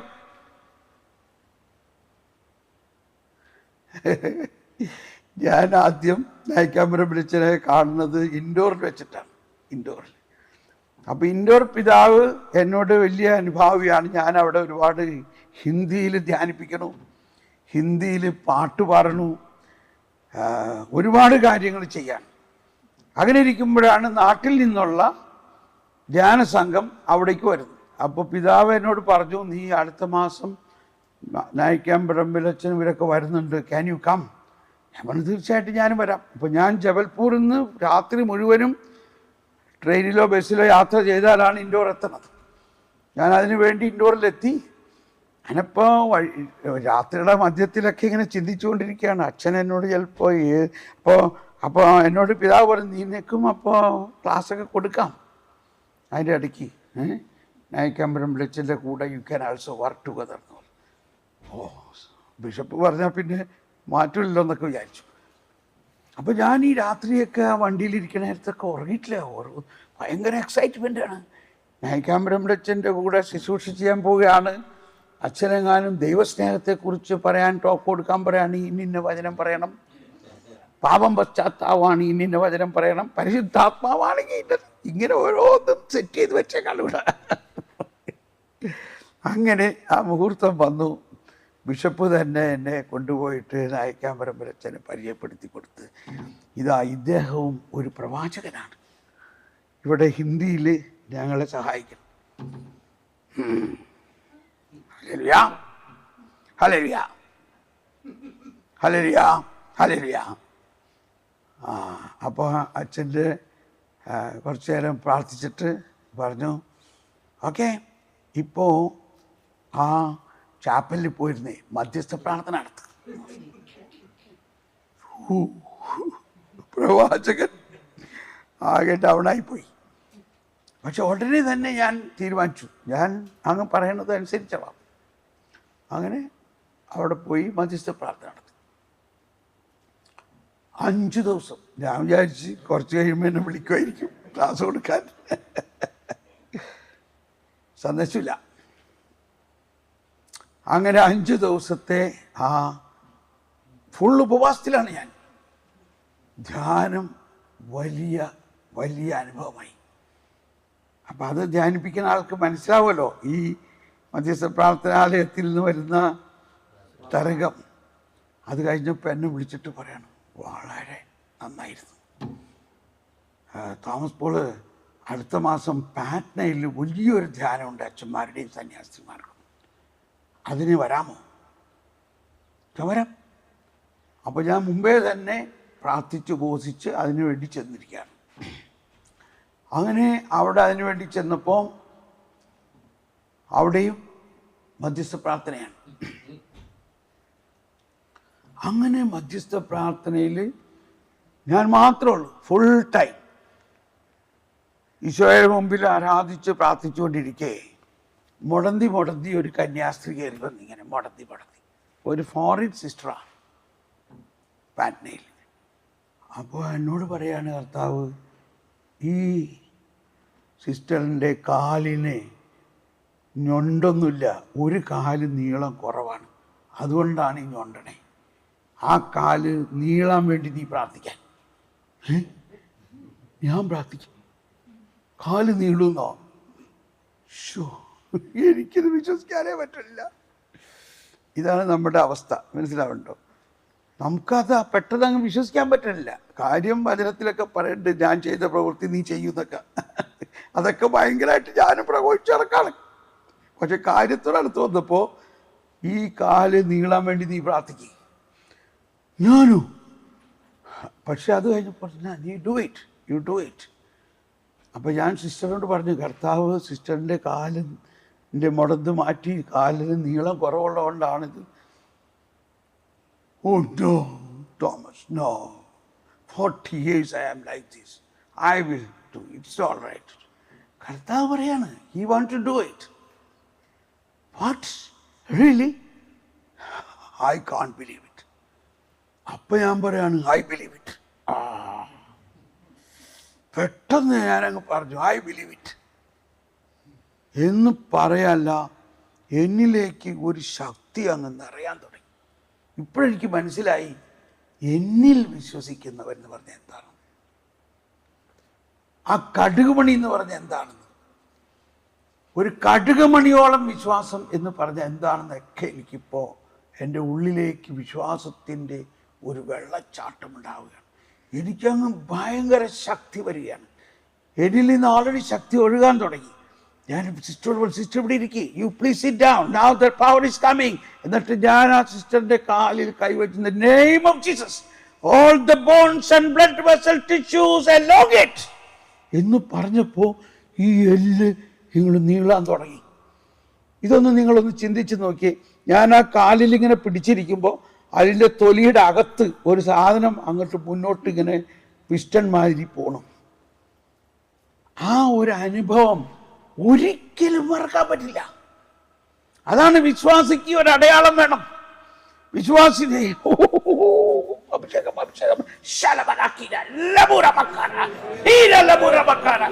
അഭിഷേകം എല്ലാവരും നിറയട്ടെ. വിശ്വാസികൾക്ക് ഈ അടയാളം ഉണ്ടാകും. ഞാൻ ചെയ്യുന്ന പ്രവർത്തികൾ അവർ ചെയ്യും. എല്ലുകൾക്ക് നീളം കൂടട്ടെ, മാംസപേശികൾ സൗഖ്യമാകട്ടെ. In the name of Jesus, all blood vessels, tissues, bones and muscles come back to normal healthy condition. Let the miraculous power flow. Let the miracles happen today. അത്ഭുതം നടത്തും. സിസ്റ്റർ ഇങ്ങനെ ഞൊണ്ടി നടന്ന സിസ്റ്റർ സ്റ്റഡി ആയിട്ട് നടക്കാൻ തുടങ്ങി. എല്ലാവരും നോക്കി, ഇത് നമ്മുടെ സിസ്റ്റർ യോഹന്നെ അല്ലേ, അവരെന്താ ഇപ്പം നേരെ നടക്കണേ? വേറെ വല്ല അടയാളം പറയേണ്ട ആവശ്യമില്ല. അതാണ് ഈ അത്ഭുത രോഗശാന്തി ഉണ്ടായിക്കഴിയുമ്പോൾ താനേ അത് പ്രഘോഷിക്കപ്പെടുകയാണ്. അപ്പോൾ പറഞ്ഞു, ഇങ്ങനെ കർത്താവ് സൗഖ്യപ്പെടുത്തി എന്ന് പറഞ്ഞ് ഞാനിങ്ങനെ അവിടെ ഇരിക്കുമ്പോൾ തോമസ് പോൾ ഇങ്ങനെ പ്രാർത്ഥിച്ചു, സൗഖ്യമായി. എന്ന് പറയാല്ല, കുറേ സിസ്റ്റർമാർ ഓടി വന്നിരിക്കുകയാണ്. ഒരാളുടെ മൂക്കിലൊരു ദശ വളർന്നിരിക്കണു, ഒന്നും പ്രാർത്ഥിക്കുക, എനിക്ക് ഓപ്പറേഷന് വേണ്ട, എനിക്ക് ഓപ്പറേഷൻ ചെയ്യാൻ പേടിയാണ്. കുറേ കിടന്ന് കരഞ്ഞപ്പോൾ ഞാൻ പറഞ്ഞാൽ ശരി പ്രാർത്ഥിക്കാമെന്ന് പറഞ്ഞ് ആ മൂക്കിലൊന്ന് തൊട്ടപ്പെട്ട ഇത് പറഞ്ഞ് അതൊക്കെ പോയി. ഇപ്പം പ്രശ്നം എന്തുണ്ടായി, ഞാനിതൊക്കെ ചെയ്തപ്പോൾ ഇതിങ്ങനെ ഓട്ടോമാറ്റിക്കായിട്ട് ഡെവലപ്പായി പോയി. അവിടെ ധ്യാന ഹാളിലെ ആൾക്കാരൊക്കെ ഓടി ഇങ്ങോട്ട് വന്നുകൊണ്ടിരിക്കുകയാണ്. നായിക്കാൻ പറഞ്ഞപ്പോൾ എന്ത് സംഭവിക്കണം, ധ്യാനത്തിൻ്റെ ഇടയിൽ നിന്ന് ആൾക്കാരിങ്ങനെ ഓടിപ്പോണു പോണു. അപ്പോഴാണ് മനസ്സിലായത് തോമസ് പോൾ അവിടെ വേറെ ദുഃഖാൻ തുറന്നേക്കാണ്. അച്ഛൻ ആളെ പറഞ്ഞയച്ച് സിസ്റ്ററിനെ പറഞ്ഞയച്ചിട്ട് പറഞ്ഞു സ്റ്റോപ്പ്, ഇതാര് പറഞ്ഞിട്ട് ചെയ്യാൻ, ശരി സോറി. അത് അച്ഛൻ ഇപ്പോഴും ഓർത്തിരിക്കില്ല, എപ്പോഴും എന്നോട് പറയും, തോമസ് പോളെ you are really a obedient servant. അന്ന് ആ സമയത്ത് ഉടനെ അത് നിർത്തി. അല്ലായിരുന്നു എന്തുണ്ടായനെ, ധ്യാനം ഉഴപ്പിപ്പോയനെ, മനസ്സിലായോ? ധ്യാന ഹാളിൽ നിന്ന് എല്ലാവരും എനിവേ. അപ്പം ഞാൻ പറഞ്ഞു വരുന്നത്, അത് കഴിഞ്ഞ് പിന്നെ എനിക്ക് പ്രമോഷൻ കിട്ടി. ഞാൻ വൈദികരെ ധ്യാനിപ്പിക്കാൻ തുടങ്ങി. അങ്ങനെ ഞാൻ കേരളത്തിൽ ഡിവൈനിൽ ധ്യാനിപ്പിക്കാൻ വന്നപ്പോൾ അച്ഛൻ തന്നെ അവിടെ 5 ദിവസവും ഇരുന്ന് ധ്യാനം കൂട്ടി. ഏത് ഞാൻ മധ്യസ്ഥ പ്രാർത്ഥനയായിട്ട് അച്ഛൻ്റെ ടീമിൽ വന്ന എൻ്റെ പ്രധാന ധ്യാന ഗുരുവായി അവിടെ ഇരിക്കുമ്പോൾ അച്ഛൻ തന്നെ ധ്യാനം കൂടി. അച്ഛൻ വന്നിട്ട് സാക്ഷ്യപ്പെടുത്തുകയും ചെയ്തു. അന്ന് ഉണ്ടായ ഒരു തമാശ, ഒരു സരളമായൊരു കാര്യം ഞാൻ പറയാറ്. അപ്പോൾ ഇതിൻ്റെ ഒരു ഭാഗത്തെല്ലാം ഉണ്ടല്ലോ ഓർഡിനറി ആൾക്കാരാണ്, വളരെ ലളിതമായ നാട്ടുമ്പുറത്തുകാരാണ്. അപ്പോൾ ഇവിടുന്ന് വന്നേക്കണ പാട്ടുകാർ വലിയ കീബോർഡൊക്കെ ആയിട്ടാണ് വന്നേക്കുന്നത്. കണ്ടാൽ തന്നെ പേടിച്ചു പോകും കീബോർഡ്. എന്നിട്ട് കോർഗ അപ്പോൾ ഈ പാട്ടൊക്കെ അവർ കട്ടയൊക്കെ ശരിയാക്കി ഭയങ്കര സ്റ്റൈലിൽ വന്നിരിക്കുകയാണ്. ആസ്മാനിക്കെ നീച്ചെ ദൂസരാ നാം നഹി ഹേ യേശു നാം കേ സിവ. മനസ്സിലായോ ഏതിൻ്റെ തർജ്ജിമയാണെന്ന്? ആകാശത്തിൻ കീഴിൽ വേറൊരു നാമമില്ലല്ലോ. പക്ഷെ ഇത് അവരുടെ കട്ടയ്ക്ക് ഫിറ്റാവില്ല എന്ന് പറഞ്ഞാൽ അവർക്കിത് പാടാനേ പറ്റില്ല. ഹിന്ദിക്കാർക്ക് ഒന്ന് ഹിന്ദുസ്ഥാനി ആയാലേ അവർ പാടാൻ പറ്റുള്ളൂ. രണ്ടാമത് ഈ ഒരു ഹിന്ദി അല്ല അവരുടെ ഹിന്ദി, അവരുടെ നാവ് പാടില്ല. അപ്പം അവരിങ്ങനെ കേട്ടുകൊണ്ടിരിക്കുകയാണ്. അപ്പോൾ അച്ഛൻ ഇവരോട് സ്തുതിപ്പിക്കാൻ പറഞ്ഞിട്ട് നമ്മുടെ നാട്ടിൽ നിന്ന് വന്ന പാട്ടുകാർ ഈ ഓർഗനെല്ലാം വെച്ച് പാടിയിട്ട് അവരങ്ങനെ കൈകെട്ടിയിരിക്കുകയാണ്. അച്ഛനാകെ ഒരു ധർമ്മസങ്കടത്തിലായി. അവരൊരക്ഷരം വായ തുറക്കണില്ല, പാടണില്ല. കാരണം ഈ ഹിന്ദിയും ഇതിൻ്റെ സ്റ്റൈലും ഇതിൻ്റെ ഇതും അവരുടെ നാവിനെ ഇണങ്ങുന്നില്ല. പരിശുദ്ധാത്മാവേ അച്ഛനൊരു തോന്നിച്ചു, ആ പാട്ടുകാരൻ തോമാസ് പോളിനെ ഇങ്ങോട്ട് വിളിച്ചേന്ന് പറഞ്ഞു. അപ്പം ഞാൻ ഈ പോണ വഴിക്കൊക്കെ ഇടയ്ക്ക് ഇച്ചിരി ഹിന്ദി പാട്ടൊക്കെ പാടിയായിരുന്നേ. അച്ഛനത് വലിയ ഇഷ്ടമായി. അപ്പോൾ പാട്ടുകാരൻ തോമാസ് പോളിനെ വിളിച്ചു. അതിൽ തോമാസ് പോൾ 2 പാട്ട് ഇവരെ കൊണ്ട് പാടിപ്പിക്കാൻ പറഞ്ഞു. അപ്പം ഞാനിപ്പോൾ ഒന്നും നോക്കാൻ പോയില്ല അവരെന്ത് വിചാരിക്കും, നമുക്ക് അച്ഛൻ പറഞ്ഞാലേ കേൾക്കട്ടെ. അപ്പം ഞാൻ പാടാൻ തുടങ്ങി. बोलो येसु नाम नाम बोलो येसु नाम बोलो येसु नाम नाम बोलो येसु. എല്ലാവരും എഴുന്നേറ്റ് തുള്ളി ചാടി പാടാൻ തുടങ്ങി. बोलो येसु नाम പാട്. बोलो येसु नाम नाम बोलो येसु नाम बोलो येसु नाम नाम बोलो येसु नाम. എനിവേ മതി സമയമില്ല. 1.5 മണിക്കൂർ ഇത് മാത്രമേ ഉള്ളൂ എൻ്റെ പാട്ട്. എന്താ? യേശുനാമം. ഈശോ പറഞ്ഞേക്കൾ എന്താ? എൻ്റെ നാമത്തിൽ നീ എന്ത് ചോദിച്ചാലും കിട്ടും. 1/2 മണിക്കൂറിനകത്ത് അത്ഭുത രോഗശാന്തികൾ ഉണ്ടാകാൻ തുടങ്ങി. കണ്ടോ? അതാണ് നമ്മൾ ചെയ്യുന്ന ശുശ്രൂഷ. അതിൻ്റെ ഭയങ്കര മെക്കാനിസത്തിലല്ല, അതിൻ്റെ ലാളിത്യത്തിലും. ആ ആളുകളുടെ അവളിലേക്ക് ഇറങ്ങി വരണം, അവരുടെ ശൈലിയിലേക്ക് വരണം. ഞാനിപ്പോൾ 2 മാസം മുമ്പ് നോർത്ത് ഇന്ത്യയിൽ പോയി ഫുൾ ഹിന്ദിയിൽ ധ്യാനം നടത്തി. നമ്മുടെ സീറോ മലബാർ രൂപത ചാന്ത രൂപതയിൽ 3-4 ദിവസം എനിക്ക് തന്നെ അത്ഭുതപ്പെട്ടു. ഒരു വാക്ക് പോലും മലയാളമോ ഇംഗ്ലീഷോ വന്നില്ല. ജബ്സെ പ്യാരാ യേശു ആയാ മേരാ ജീവൻ ബദൽ ബദൽ ഗയാ. എല്ലാവരും. പിന്നെ എനിക്ക് അതിനകത്തൊരു മാസ്റ്റർ പീസ് സോങ് ഉണ്ട് എൻ്റെ. അതിപ്പോൾ പാടാൻ പറ്റില്ല. അല്ലെങ്കിൽ പാടാൻ ശ്രമിക്കാം. അതിൻ്റെ അർത്ഥം നിങ്ങൾ മനസ്സിലാക്കിയാൽ മതി. ദൈവം ലോകത്തെ ഇത്രമാത്രം സ്നേഹിച്ചു തൻ്റെ ഏകജാതനെ നൽകാൻ തക്ക വിധം എന്നതാണ് അതിൻ്റെ അർത്ഥം. ईश्वर ने संसार को इतना प्यार किया, उन्होंने अपने इकलौते पुत्र को संसार के लिए बलिदान कर दिया. प्यार किया ईश्वर ने संसार को, दान दिया ईश्वर ने संसार को.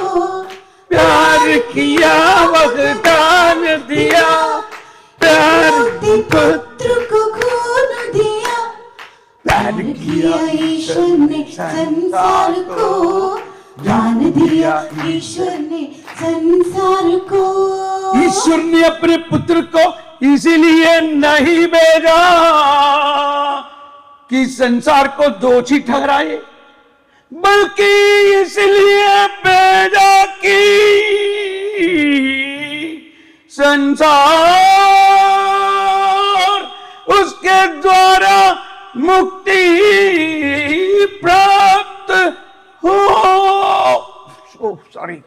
प्यार किया ईश्वर ने संसार को, दान दिया ईश्वर ने संसार को.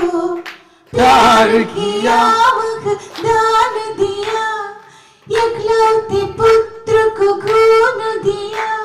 इससे बड़ा प्रेम किसी का नहीं है कि अपने मित्रों के लिए अपने जान बलिदान कर दिया. प्यार किया ईश्वर संसार को, दान दिया ईश्वर ने संसार को. ഓക്കെ, ഒരു സാമ്പിളാണ്. ഇത് എത്ര വർഷം മുമ്പ് പരിശുദ്ധാത്മാവ് വരിയിലൂടെ ഇത് ഏത് ഭാഗവതർക്ക് ഇത് പാടാൻ പറ്റും പറയും, ഏത് ഓർഗൻ ഇതിന് കൂടെ വായിക്കാൻ പറ്റും. അപ്പം നമ്മളിലൂടെ ഹിന്ദി ഒന്നും കാര്യമായിട്ട് അറിയാത്ത എന്നിലൂടെ 3 ഭാഷയിൽ ഡൽഹി തർക്കത്തോല സ്റ്റേഡിയത്തിൻ്റെ വലിയ സ്റ്റേഡിയം, മലയാളികൾക്ക് മലയാളത്തിൽ, ഹിന്ദിക്കാർക്ക് ഹിന്ദിയിൽ, ഇംഗ്ലീഷുകാർക്ക് English. First seek the kingdom of God and its righteousness, rest all things will be added unto you. पहले तुम स्वर्ग का राज्य और वहां का धार्मिकता का गोच में लगे रहो, बाकी सब कुछ जोड़ा जाएगा. ആദ്യം നിങ്ങൾ അവിടുത്തെ രാജ്യവും നീതിയും അന്വേഷിക്കുക, അപ്പോൾ ബാക്കിയുള്ളതെല്ലാം കൂട്ടിച്ചേർക്കപ്പെടും. Behold, I stand at your door and knock. Whoever listen to my voice and open the door, I will come inside you and I will sup with you.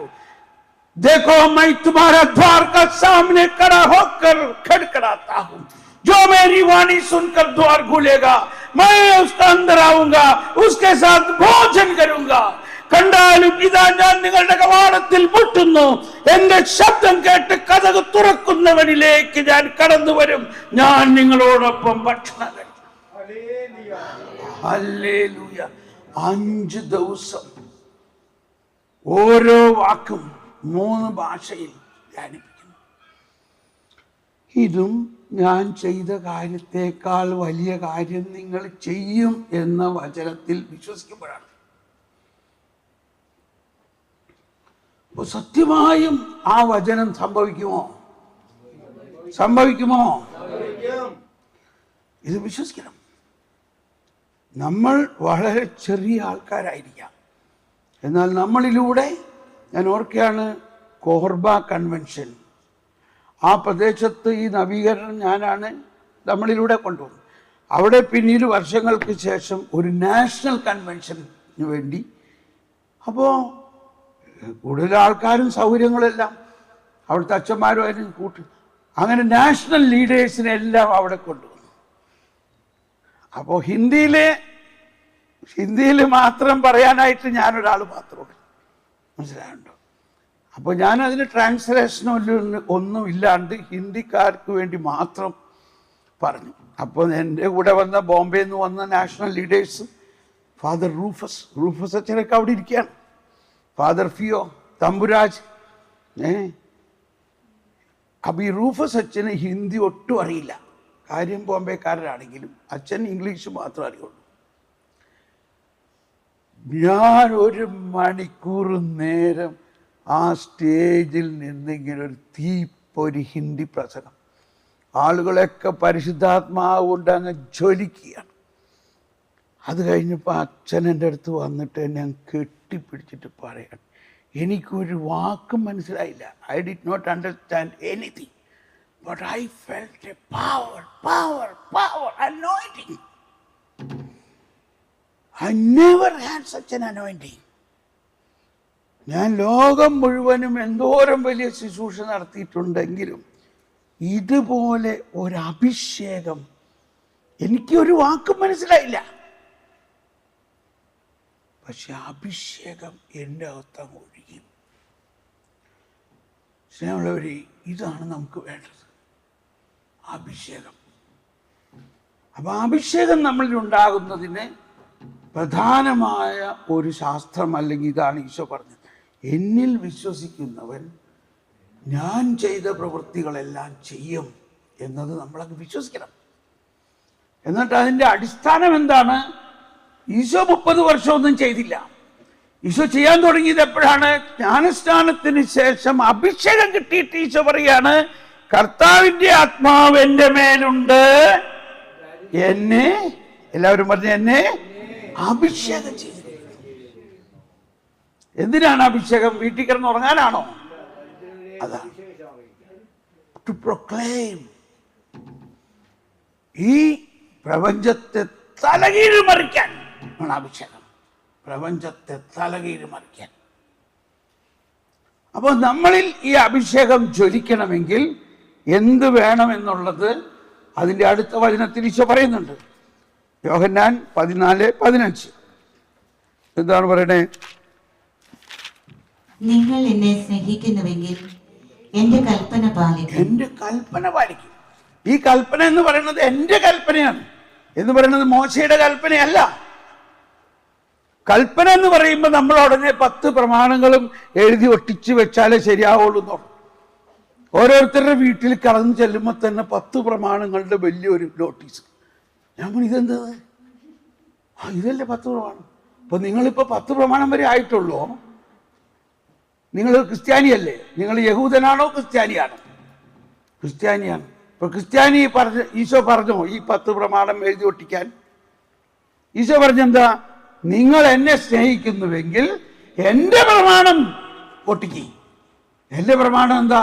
ഒറ്റ പ്രമാണമുള്ളൂ, ഞാൻ നിങ്ങളെ സ്നേഹിച്ച പോലെ നിങ്ങൾ പരസ്പരം സ്നേഹിക്കും. ഈ പ്രമാണം എഴുതി ഒട്ടിച്ചത് കൊണ്ട് സ്നേഹം വരുമോ? പറയും. അപ്പൊ നമ്മളിപ്പോഴും എഴുതി ഒട്ടിക്കല് അങ്ങനെ നമ്പറുകളിലാണ് നടക്കുന്നത്, അതിൻ്റെ അന്തസത്തയിൽ അല്ല. എന്നോട് ക്ഷമിക്കണം കേട്ടോ, ഞാനിങ്ങനെ പച്ച പറയാറ്. കാരണം നമുക്ക് ഈ മണിക്കൂറുകളില്ല, അല്ലെങ്കിൽ മണിക്കൂറുകളേ ഉള്ളൂ. ഇതിൻ്റെ ഇടയ്ക്ക് കാര്യം സാധിക്കണമെന്നുണ്ടെങ്കിൽ സത്യമായിട്ട് നിങ്ങളിത് വിശ്വസിക്കണം. നമ്മൾ കടലാസ് എഴുതി ഒട്ടിച്ചത് കൊണ്ടോ, കുറെ പടം വെച്ചത് കൊണ്ടോ, കുറെ മാഗസീൻ പ്രചരിപ്പിച്ചത് കൊണ്ടോ, കുറെ ഉടമ്പടി എടുത്തത് കൊണ്ടോ ഒന്നും കാര്യം നടക്കാൻ പോകില്ല.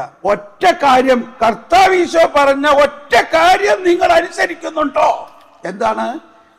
ഞാൻ നിങ്ങളെ സ്നേഹിച്ച പോലെ നിങ്ങൾ പരസ്പരം സ്നേഹിക്കുക. ഫരിസയര് 10 പ്രമാണങ്ങളെ 800 ശിഷ്ടം പ്രമാണമാക്കി. ഈശോ മിശിഹ 10 പ്രമാണത്തെ ഒറ്റ പ്രമാണമാക്കി. നമ്മൾ ക്രിസ്തു ശിഷ്യരാണോ? ആണോ? ആണോ? ഒന്ന് ഉച്ചത്തിൽ പറഞ്ഞേ. എങ്കിൽ ക്രിസ്തുവിന്റെ അനുയായികളാണ്. ഈശോ പറഞ്ഞെന്താ? Follow me. ഒറ്റ വാക്യം പറഞ്ഞിട്ട്, ഫോളോ മീ. എന്നെ അനുഗമിക്കുക എന്ന് പറഞ്ഞാൽ എൻ്റെ ജീവിതം, എൻ്റെ ജീവിത ശൈലി, എൻ്റെ റൊട്ടീൻ, എൻ്റെ ഡെയിലി ഞാൻ എന്ത് പറയണോ, എന്ത് പഠിപ്പിക്കണോ, അതിനെ ശരിക്കും ചെയ്യണം. അപ്പോൾ അതെങ്ങനെ ചെയ്യാൻ പറ്റും? അതാണ് അടുത്ത വചനം 15, 16 അല്ല 14, 15, 16. ഞാൻ നിങ്ങൾ എന്നെ സ്നേഹിക്കുന്നുവെങ്കിൽ എന്റെ കൽപ്പന പാലിക്കും. ഞാൻ പിതാവിനോട് അപേക്ഷിക്കുകയും അപ്പോൾ ഞാൻ പിതാവിനോട് അപേക്ഷിക്കുകയും എന്നേക്കും നിങ്ങളോട് കൂടെ ആയിരിക്കാൻ എന്നേക്കും നിങ്ങളോട് കൂടെ ആയിരിക്കാൻ മറ്റൊരു സഹായകനെ അവിടുന്ന് നിങ്ങൾക്ക് തരികയും ചെയ്യും. ഇതാണ് ഇപ്പോഴും നമ്മൾ ഈ സഹായകനെ കുറിച്ച് വലിയ ജ്ഞാനമില്ല. ഇപ്പൊ ഞാൻ ഈ പുസ്തകം കൊണ്ട് നടക്കാണ്. Veni Creator Spiritus. അപ്പൊ ഇതിൽ പറയുന്നത് come from the four winds. Okay, അപ്പം ഇവിടെ പറയുന്ന ഒരു കാര്യം, ഈ പാരക്ലേറ്റ് സഹായകൻ എന്ന് ഇവിടെ മലയാളത്തിൽ പറയണം. അതിൻ്റെ ഒറിജിനൽ വാക്ക് ഈശോ പറഞ്ഞത് പാരക്ലേറ്റ് എന്നാണ്. പാരക്ലേറ്റ എന്ന് പറഞ്ഞാൽ ഒരു ഇൻറ്റിമേറ്റ് ഫ്രണ്ട് എന്നാണ് അർത്ഥം, ഒരാത്മസുഹൃത്ത്. അതിനെ ഓരോ കാലഘട്ടത്തിനുമുള്ള തർജ്ജിമക്കാർ പലതുമാക്കി. ഒരു അഡ്വക്കേറ്റ് എന്നാക്കി. ഇന്നത്തെ അഡ്വക്കേറ്റും അന്നത്തെ അഡ്വക്കേറ്റും തമ്മിൽ വ്യത്യാസമുണ്ടോ ഇല്ലയോ? അത് അഡ്വക്കേറ്റ് എന്ന് പറഞ്ഞാൽ നിന്റെ ആത്മസുഹൃത്ത്, നീ പേടിക്കണ്ട, ഞാൻ പോയിട്ട് വാദിക്കാം നിനക്ക് വേണ്ടി. ഒരു കാര്യത്തിന് വേണ്ടി നമുക്ക് പ്രയാസമുള്ള അവൻ്റെ ആത്മസുഹൃത്ത് വന്നിട്ട് പറയാണ്, നീ ഇവിടെ ഇരുന്നോ, ഞാൻ പോയിട്ട് നിനക്ക് വേണ്ടി വാദിക്കാം. അപ്പോൾ അതിനെയും അഡ്വക്കേറ്റ് എന്നാ പറയണേ. പക്ഷെ ഇപ്പോഴത്തെ നമ്മുടെ അഡ്വക്കേറ്റ് നമ്മുടെ കാശും മേടിച്ച് ചിലപ്പോൾ മറ്റേ പാർട്ടിയിൽ ചതിക്കും നമ്മളെ. ആ അഡ്വക്കേറ്റിൻ്റെ ആ ഭാഗത്തേക്കേ പോകാൻ പേടിയാണ്. ഒരിക്കലും ഒരു ധ്യാനത്തിൽ 5 ദിവസത്തെ ധ്യാനം കഴിഞ്ഞപ്പോൾ ഒരാൾ വന്നിട്ട് പറയാം, എല്ലാവർക്കും ഭയങ്കര അനുഭവം ഉണ്ടായി സാറേ, എനിക്കൊരു അനുഭവം ഉണ്ടായില്ലല്ലോ. അതെന്താ? ഞാൻ ചോദിച്ചു, നിങ്ങൾ അഡ്വക്കേറ്റാണോ? ഞാൻ റിട്ടയർഡ് അഡ്വക്കേറ്റാ, മതിയായി. അപ്പൊ എന്താണ് ഒരു അഡ്വക്കേറ്റ് എന്ന് പറഞ്ഞാൽ? നിയമം ശിക്ഷ, നിയമം ശിക്ഷ, ശിക്ഷയില്ലാത്തവരെ ശിക്ഷിക്കണം. അത് വളച്ചൊടിച്ച് അവരുടെ ആ ഓഫീസിൽ ചെന്നാൽ കാണാം, ദൈവമേ, കുറേ നിയമ പുസ്തകങ്ങളുടെ ഒരു സമാഹാരം. ഇത് മുഴുവനും ഏറെക്കുറെ അവർക്കറിയാം. അപ്പൊ അവരുടെ അകത്ത് മുഴുവനും എന്താണ്? ഈ മനുഷ്യനിർമ്മിതമായ കുറേ നിയമങ്ങളാണ്. ഓരോ നിയമവും ഇന്ന നിയമം അനുസരിച്ചില്ലെങ്കിൽ ഇന്ന ശിക്ഷ. അതും ഇങ്ങനത്തെ ഒരു സമാഹാരത്തിലാണ് ഒരു അഡ്വക്കേറ്റ്. അതുകൊണ്ട് അവർക്ക് ശരിക്കും നല്ല ഡെലിവറൻസ് വേണം. നിയമജ്ഞരെ നിങ്ങൾക്ക് ദുരിതം എന്ന് പറയണത് ശരിക്കാണ്. എന്നോട് ക്ഷമിക്കണം കേട്ടോ, അഡ്വക്കേറ്റുമാരിവിടെ ഉണ്ടെങ്കിൽ, അഡ്വക്കേറ്റ് ആകാൻ പഠിക്കുന്ന പിള്ളേരും ഒക്കെ ക്ഷമിക്കണം. ഇത് കാര്യമാണ് ഈ പറയണം. ഫരിസേയര് ഒരു കട്ട നെറ്റിയിൽ കെട്ടിവെച്ചിരിക്കുകയാണ് നിയമം അവരുടെ. കാരണം മോശയുടെ പുസ്തകത്തിൽ എഴുതിയിട്ടുണ്ട്, ഈ നിയമം നിങ്ങളുടെ തലയിലുണ്ടാകണം. അവരെന്ത് ചെയ്തു? തലയിലുണ്ട്. അത് തലയിൽ വെക്കാനായിട്ടൊരു പെട്ടി കെട്ടിവെച്ചിരിക്കുകയാണ്. Can you believe it? പക്ഷെ അവർ അക്ഷരാർത്ഥത്തിൽ അത് പാലിക്കണതാണ്.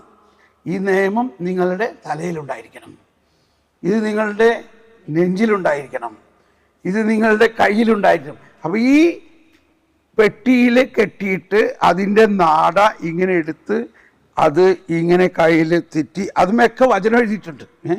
ആ വചനം നിങ്ങളുടെ കയ്യിലുണ്ട്. എന്നിട്ട് അത് കറക്കി കറക്കി കൊണ്ടുപോയിട്ട് നെഞ്ചിൽ കെട്ടി ഇങ്ങനെയാണ്. ഇതാണ് ഫരിസേയ. അപ്പം അന്ന മാതിരിയാണ് നമ്മൾ നിയമമൊക്കെ ഇങ്ങനെ എഴുതി ഒട്ടിച്ചിരിക്കുകയാണ് ഇപ്പോൾ. പക്ഷേ ഹൃദയത്തിലുണ്ടോ ഈ നിയമം?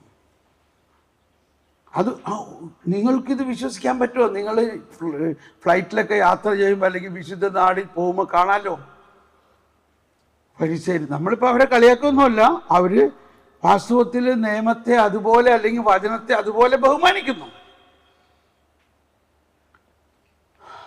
ഈശോ പറയുന്നത് സ്നേഹമാണ് ഏറ്റവും പ്രധാനം. നമ്മളെ സ്നേഹിക്കുന്നവരെ സ്നേഹിക്കുന്നതിലല്ല. ഇപ്പം ഇവിടെ പറയുകയാണ്, ഞാനിത് പറയാൻ വന്നത്, ഈ വരദാനങ്ങൾ നമ്മളിൽ പ്രവർത്തിക്കണമെങ്കിൽ ഈ ഒരു കണ്ടീഷൻ വേണം. കണ്ടീഷൻ എന്താ? കണ്ടീഷൻ ഇല്ലാതെ ദൈവം നമ്മളെ സ്നേഹിക്കുന്നു എന്നുള്ള കണ്ടീഷൻ. നമ്മൾ 1ാമത്തെ ക്ലാസ്സിൽ പറയും, വ്യവസ്ഥ ഇല്ലാത്ത സ്നേഹമാണ് ദൈവസ്നേഹം. ദൈവസ്നേഹത്തെക്കുറിച്ച് ക്ലാസ് എടുക്കുമ്പോൾ നമ്മൾ വിചാരിച്ചു, എന്തോ ഒരു പാൽപ്പായസമാണത്. ഒരു എന്താണ് അതിന് പറയുന്നത്, വ്യവസ്ഥ കൂടാത്ത സ്നേഹമാണ്. അടുത്ത് വരുന്ന ആള് പാവത്തെക്കുറിച്ചാണ്. അവൻ നമ്മളെ സൂയിസൈഡ് ചെയ്യണമാതിരിയാക്കി കളയും ഇല്ലേ? ഇതൊക്കെ സംഭവിച്ചിട്ടുള്ളതാ. ഒരു പെണ്ണിനെ ഞാൻ നിർബന്ധിച്ച് ധ്യാനിക്കാൻ വിട്ടു. മടങ്ങി വന്നപ്പോൾ അവളെനിക്കൊരു എഴുത്തെഴുതിയിരിക്കുകയാണ്. ബ്രദർ എനിക്ക് വേണ്ടി പ്രാർത്ഥിച്ചു എന്ന് എനിക്കറിയാം. കാരണം ഞാൻ പോരണ വഴിക്ക് ട്രെയിനിൽ നിന്ന് ചാടി സൂയിസൈഡ് ചെയ്യാൻ പോയിട്ട് പറ്റില്ല. അതുപോലെ ആയിരുന്നു ധ്യാനം. മനസ്സിലാവുണ്ടോ? ഓരോരുത്തരും അവനവൻ്റെ ക്ലാസ് എടുത്ത് പോകുന്നു. ഈ ഇരിക്കുന്ന മനുഷ്യാത്മാക്കളാണോ കല്ലാണോ എന്നൊരു പിടിയില്ല അവർക്ക്. യേശുവിൻ്റെ നിയമമാണോ പ്രഘോഷിക്കണമെന്നും ചിന്തയില്ല. യേശു ഈ മനുഷ്യരെല്ലാം കണ്ടിട്ട് യേശുവിന് എന്ത് തോന്നി ഒന്ന് പറഞ്ഞ എല്ലാവരും ഉച്ചത്തിൽ. ഈ അവരൊക്കെ ക്രിസ്ത്യാനികളായിരുന്നോ? ആരും ക്രിസ്ത്യാനികളായിരുന്നില്ല. ആരും മാമോദീസ സ്വീകരിച്ചവരായിരുന്നില്ല. എല്ലാവരും പാപികളായിരുന്നു. എന്നിട്ട് അവരെ കണ്ടപ്പോൾ യേശുവിന് എന്ത് തോന്നി? കണ്ടോ? വളരെ നല്ല ഉത്തരം, കറക്റ്റ് നിങ്ങളെല്ലാം പറഞ്ഞു. പക്ഷേ ഉത്തരം പറഞ്ഞിട്ട് കാര്യമുണ്ടോ? അങ്ങനെ നമുക്ക് അലിവ് തോന്നുന്നുണ്ടോ മറ്റൊരാളെ കാണുമ്പോൾ? പ്രത്യേകിച്ച് ഒരു പാപിയായ വ്യക്തിയെ കാണുമ്പോൾ, പ്രത്യേകിച്ച് ഒരു വചന ശുശ്രൂഷകരെ കാണുമ്പോൾ അവരോട് അലിവ് തോന്നുന്നുണ്ടോ? ഒന്നൊന്ന് പരിശോധിച്ച് നോക്കി. നമ്മൾ ചിന്തിക്കും ഇവൻ ആ ഗ്രൂപ്പിലുള്ളതാണ്, ഇവൻ്റെ ടീച്ചിങ് അതാണ്, അവനങ്ങനെയാണ്, ആള് സൂക്ഷിക്കണം, ഇവരെക്കുറിച്ച് ഇന്ന ആൾ ഇന്ന വീഡിയോയിൽ ഇന്ന മാതിരി പറഞ്ഞിട്ടുണ്ട്. അപ്പം നമ്മുടെ വീഡിയോയിൽ നിന്ന് കട്ട് ചെയ്തിട്ട് ഓരോരുത്തർ എഴുതിയിരിക്കുകയാണ്. കണ്ടോ, തോമസ് പോൾ പറയണത് നരകമില്ല എന്നാണ്, എല്ലാവരും സ്വർഗത്തിൽ പോകുമെന്ന് പറയണം. വീഡിയോ അടിച്ചിറക്കിയിരിക്കുകയാണ്. അപ്പോൾ എങ്ങനെ വീഡിയോ ഉണ്ടാക്കി? സംഭവം ഇതുണ്ടായി. ഞാൻ ചോദിച്ചു, നിങ്ങൾ എന്ത് ഉദ്ദേശിച്ചിട്ടാണ് മാതാവിൻ്റെ ബന്ധയിൽ പ്രാർത്ഥിക്കുന്നത്? ഓ എൻ്റെ ഈശോയെ, ഞങ്ങളുടെ പാപങ്ങൾ ക്ഷമിക്കണമെന്ന് പറഞ്ഞ് നരകാഗ്നിയിൽ നിന്ന് രക്ഷിക്കണേ എല്ലാ ആത്മാക്കളെയും, പ്രത്യേകിച്ച് അങ്ങയുടെ കാരുണ്യേറ്റവും ആത്മാക്കളെ സ്വർഗത്തിലേക്ക് ആനയിക്കും. അപ്പൊ നിങ്ങൾ എന്ത് വിശ്വസിച്ചുകൊണ്ടാണ് എല്ലാ ആത്മാക്കളെയും സ്വർഗത്തിലേക്ക് ആനയിക്കണേ പറയണത്? എന്ത് വിശ്വസിച്ചുകൊണ്ടാണ് നിങ്ങൾ ഈ പ്രാർത്ഥന പ്രാർത്ഥിക്കുന്നത്? എല്ലാവരും സ്വർഗത്തിൽ പോകണം എന്ന് പറഞ്ഞിട്ടല്ലേ? എല്ലാവരും സ്വർഗത്തിൽ പോകണം എന്ന് ആഗ്രഹിച്ചല്ലേ? അത്രയും കട്ട് ചെയ്തു. എല്ലാവരും സ്വർഗത്തിൽ പോകുന്നു മാത്രം കട്ട് ചെയ്തിട്ട് വീഡിയോ ഇറക്കിയിരിക്കുകയാണ്. തോമസ് പോൾ ഇങ്ങനെ പറയണ എല്ലാവരും സ്വർഗത്തിൽ പോകും. ഞാനങ്ങനെ പറഞ്ഞിട്ടില്ല. ഞാൻ ചോദിച്ചു, നമ്മൾ എന്ത് ഉദ്ദേശിച്ചിട്ടാണ് ഇത് പ്രാർത്ഥിക്കേണ്ടത്? നമ്മൾ പ്രാർത്ഥിക്കേണ്ടത് എല്ലാവരും സ്വർഗത്തിൽ പോകണമെന്ന് ഉദ്ദേശിച്ചല്ലേ പ്രാർത്ഥിക്കേണ്ടത്. അല്ലെങ്കിൽ ആ പ്രാർത്ഥനയ്ക്ക് എവിടെ വാലിഡിറ്റി?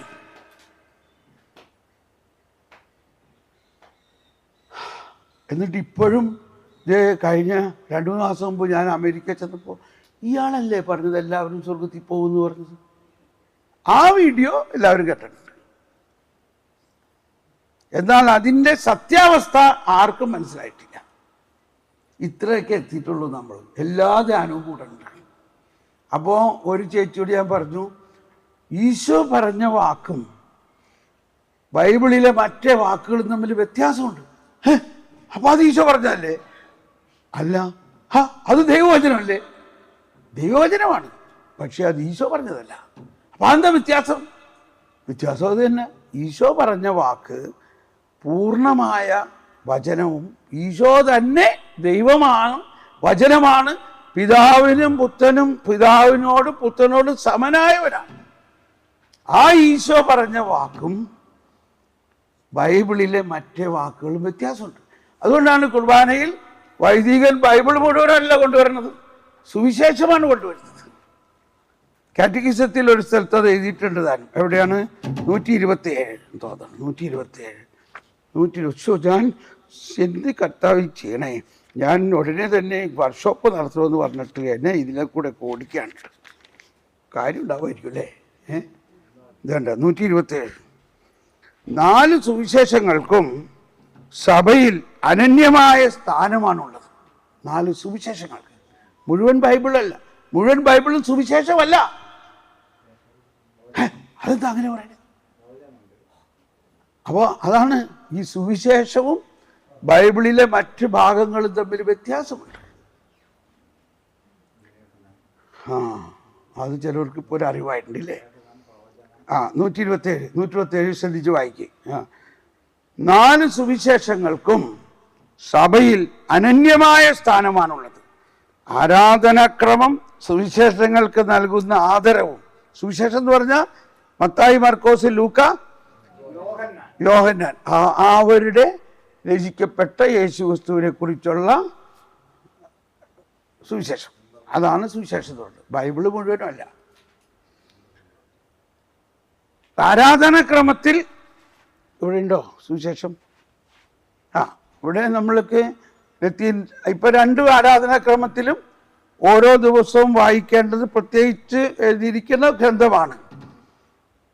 ആരാധനാക്രമത്തിൽ ആദരവും സുവിശേഷങ്ങൾക്ക് എക്കാലത്തെയും വിശുദ്ധരുടെ ജീവിതത്തിൽ സുവിശേഷങ്ങൾ ചെലുത്തിയിട്ടുള്ള സാധാരണമായ സ്വാധീനം ഇത് വ്യക്തമാക്കുന്നു. എന്നിട്ട് 2 വിശുദ്ധർ പറഞ്ഞേക്കുന്നത് എഴുതിയിരിക്കുകയാണ്.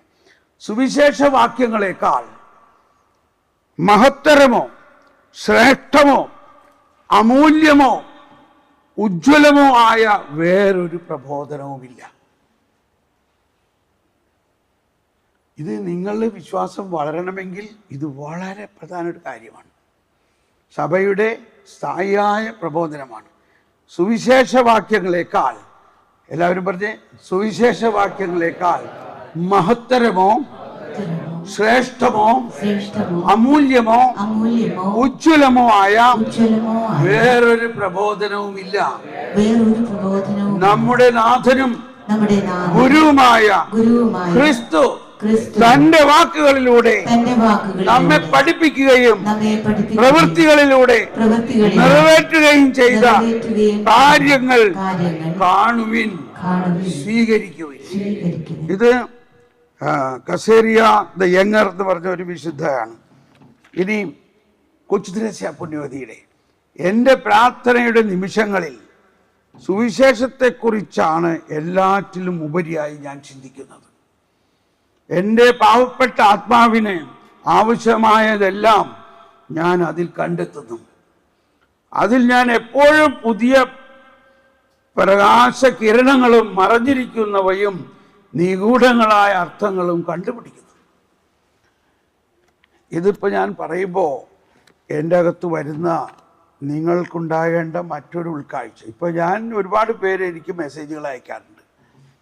ഞാൻ നോക്കുമ്പോൾ അതെല്ലാം പഴയ നിയമത്തിലെ ഈ ഓടാമ്പലും പിത്തളവാതിലും ഇങ്ങനെയൊക്കെയുള്ള കുറേ വചനങ്ങളാണ്. അപ്പോൾ ഞാൻ ആലോചിക്കും, ഇവർ ഈ യേശുക്രിസ്തുവിൻ്റെ ശിഷ്യന്മാരല്ലേ? ഈശോ ഇങ്ങനെ പറഞ്ഞു എന്നോ സുവിശേഷത്തിൽ ഇങ്ങനെ പറഞ്ഞു എന്നോ ഉള്ള വചനങ്ങൾ വളരെ അപൂർവം എനിക്ക് കിട്ടുന്നത്. ചിലപ്പോൾ ഒന്നില്ലെങ്കിൽ ബൈബിൾ ഇങ്ങനെ വെട്ടി തുറക്കുമ്പോൾ ആദ്യം കിട്ടുന്നത് അങ്ങനെയൊക്കെ ആയിരിക്കാം.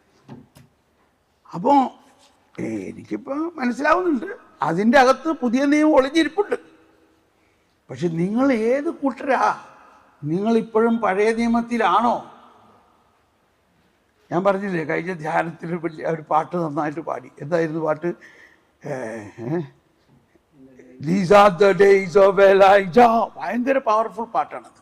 എനിക്ക് വലിയ ഇഷ്ടമാണ്. പക്ഷെ പെട്ടെന്ന് എനിക്ക് തോന്നുകയാണ്, നമ്മളിപ്പോൾ ഏലിയയുടെ കാലഘട്ടത്തിലാണോ? അപ്പം ഞാൻ പറഞ്ഞു, വെയിറ്റ് നമുക്ക് ഈ പാട്ട് ഒന്ന് റീറൈറ്റ് ചെയ്ത് വേറൊരു സ്റ്റാൻസ് ഉണ്ടാക്കി. These are the days of Christ Jesus. തകർത്തു. അവരത് ഉടനെ സെറ്റ് ചെയ്തു. അതനുസരിച്ച് പാട്ട് മാറ്റി എഴുതി. അപ്പോൾ ഇവിടെ പ്രധാന ഒരു വിഷയം ഇതാണ്. ഞാൻ പറയുമ്പോൾ നിങ്ങൾക്ക് ആരെയും ഉദ്ദേശിച്ചിട്ടല്ല ഞാൻ പറയുന്നത്. ഇപ്പോൾ ഒരാൾ എന്നോട് ചോദിച്ചു, ബ്രദറെ, പൊസ്റ്റീനയുടെ ഡയറിയിൽ ഇങ്ങനെ എഴുതിയിട്ടുണ്ട്, അത് ഞാൻ ചെയ്യണ്ടേ? വേണ്ട, അത് പൊസ്റ്റീനയ്ക്ക് ചെയ്യാൻ പറഞ്ഞേക്കണമല്ലേ. ഒരാളുടെ ഡയറി നിന്നെ കോപ്പി അടിക്കേണ്ട ആവശ്യം എന്താ? നിങ്ങൾ മറ്റുള്ളവരുടെ ഡയറി വല്ലതും വായിക്കാറുണ്ടോ? ഡയറി എന്ന് പറഞ്ഞാൽ അത് വളരെ പ്രൈവറ്റ് ആയിട്ടുള്ള കാര്യം അല്ല. അത് സഭ അപ്രൂവ് ചെയ്തിട്ടില്ലേ? സഭ അപ്രൂവ് ചെയ്തിട്ടില്ല. സഭ അതിലെ ചില കർത്താവ് പറഞ്ഞ ചില പ്രബോധനങ്ങളെ എടുത്തിട്ടുണ്ട്. ഡയറിയാണ്. അങ്ങനെയാണോ? ഇപ്പം നീ 5 മക്കളുള്ളൊരു അമ്മയാണ്. നിന്നോട് ഫൊസ്റ്റീനയോട് പറഞ്ഞത് നിന്നോട് നീ ചെയ്യേണ്ട ആവശ്യമുണ്ടോ? ഫൊസ്റ്റീനയ്ക്ക് മക്കളുണ്ടായില്ല, വീടുണ്ടായില്ല, കുടുംബം ഉണ്ടായില്ല. അവരൊരു അവരൊരു കൊവേന്തയിലെ ഒരു കന്യാസ്ത്രീയാണ്. അവരനുസരിക്കേണ്ട കാര്യം കർത്താവ് അവരോട് പറഞ്ഞു. അവരോട് പറഞ്ഞ കാര്യം 5 മക്കളുടെ അമ്മയായ നിനക്ക് അനുസരിക്കണോ? നിനക്ക് വേണ്ടത് നിന്നോട് നേരിട്ട് കർത്താവ് പറയൂലേ? പറയും എന്ന് പറഞ്ഞ അമ്മമാരെ. ഇതിലാണ് നമുക്കുണ്ടാകേണ്ട വ്യത്യാസം. നമ്മളെല്ലാവരുടെയും ഡയറി കോപ്പി ചെയ്തുകൊണ്ടിരിക്കുകയാണ്. അപ്പോൾ ഇപ്പോഴത്തെ പുതിയ പുണ്യവാളൻ ആരാണ്? കാർലോ. കാർലോ വലിയ ദൈവശാസ്ത്ര പണ്ഡിതനൊന്നും അല്ല, വെറും പയ്യൻ. നമ്മളെ പോലെ ഇന്റർനെറ്റും 2-3 ഫോണും ഒക്കെ എടുത്ത് കളിച്ചുകൊണ്ട് നടന്നവൻ വിശുദ്ധരായിരിക്കണം. അങ്ങനെ വിശുദ്ധരുണ്ടോ? എന്നിട്ട് കാർലോ ഇവിടെ ശരീരം വരെ ഇപ്പോഴും അഴുകാതിരിക്കുന്നു. ജനം പ്രവാഹമാണ്.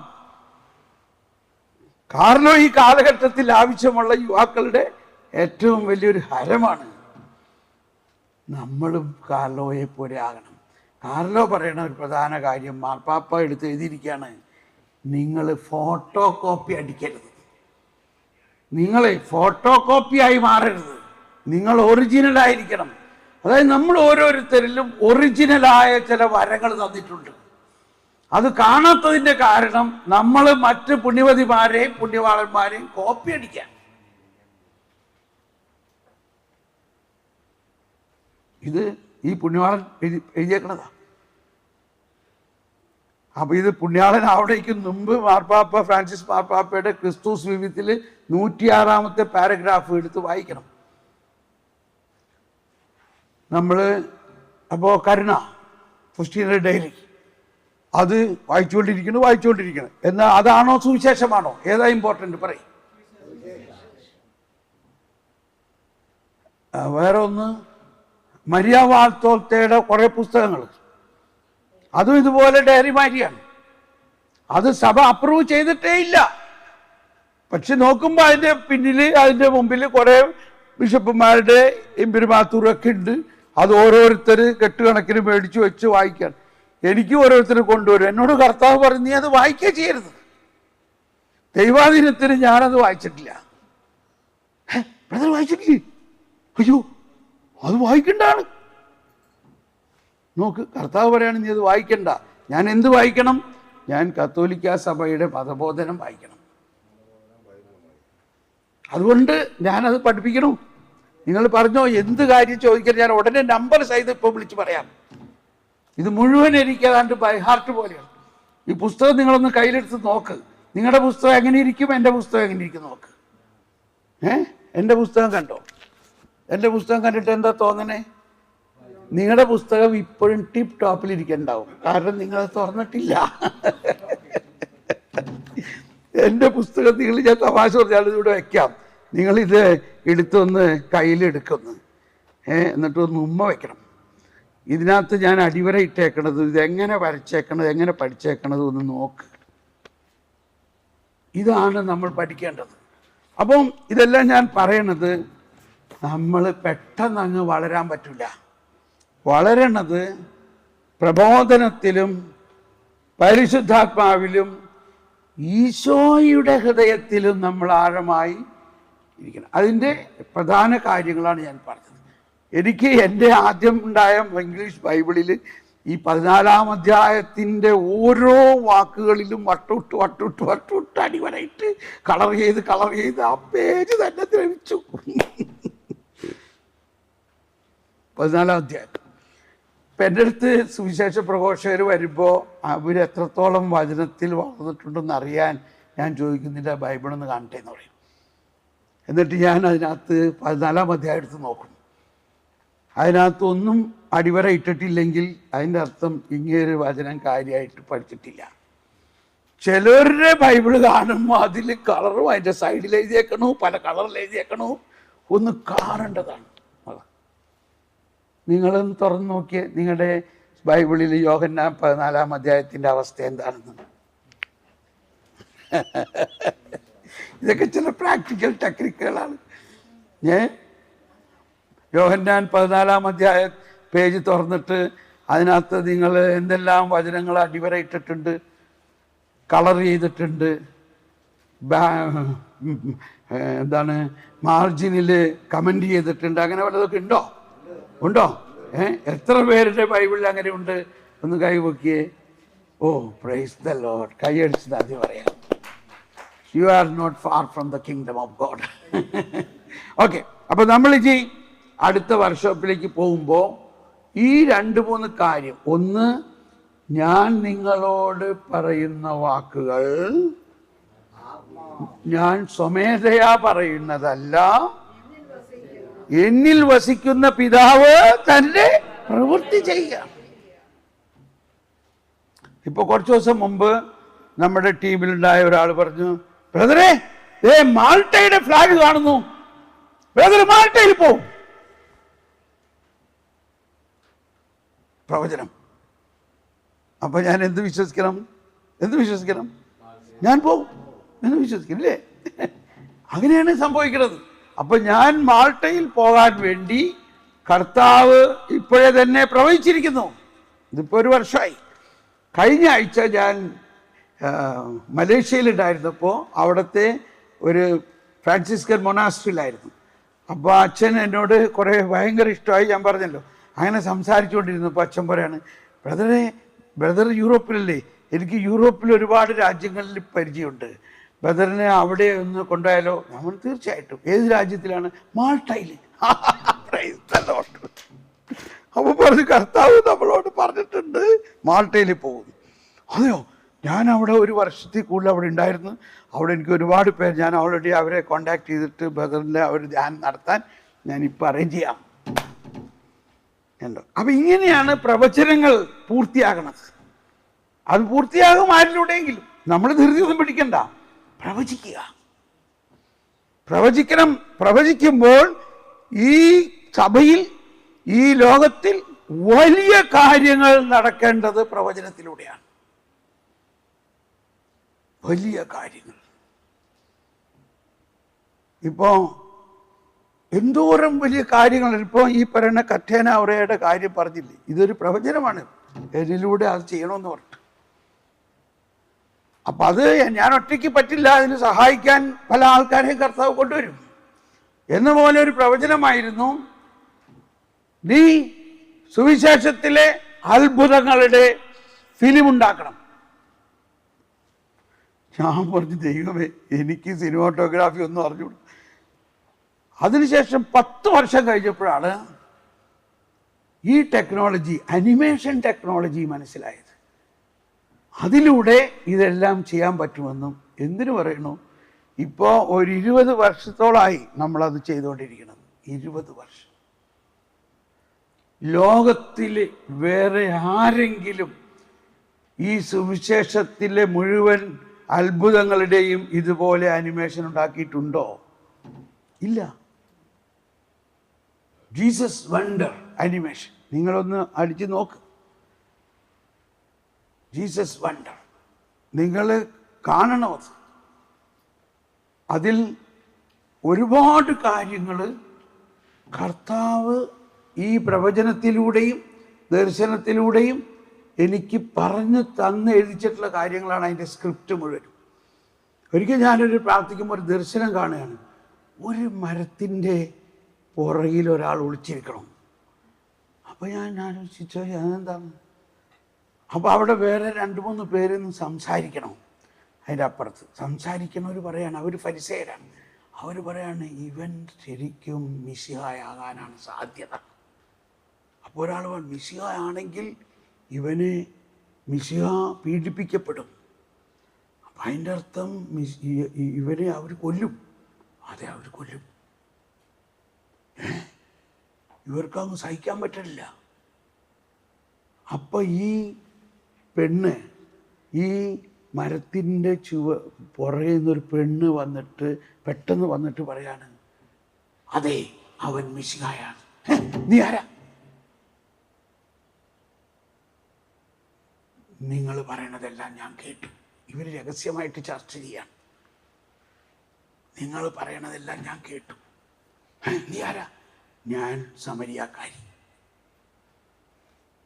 യേശു എന്നോട് വന്ന് നേരിട്ട് പറഞ്ഞു അവൻ മിശിഹായാണ്. നോക്കിയേ, സ്ക്രിപ്റ്റ് കണ്ടോ? എത്ര മനോഹരമില്ലേ?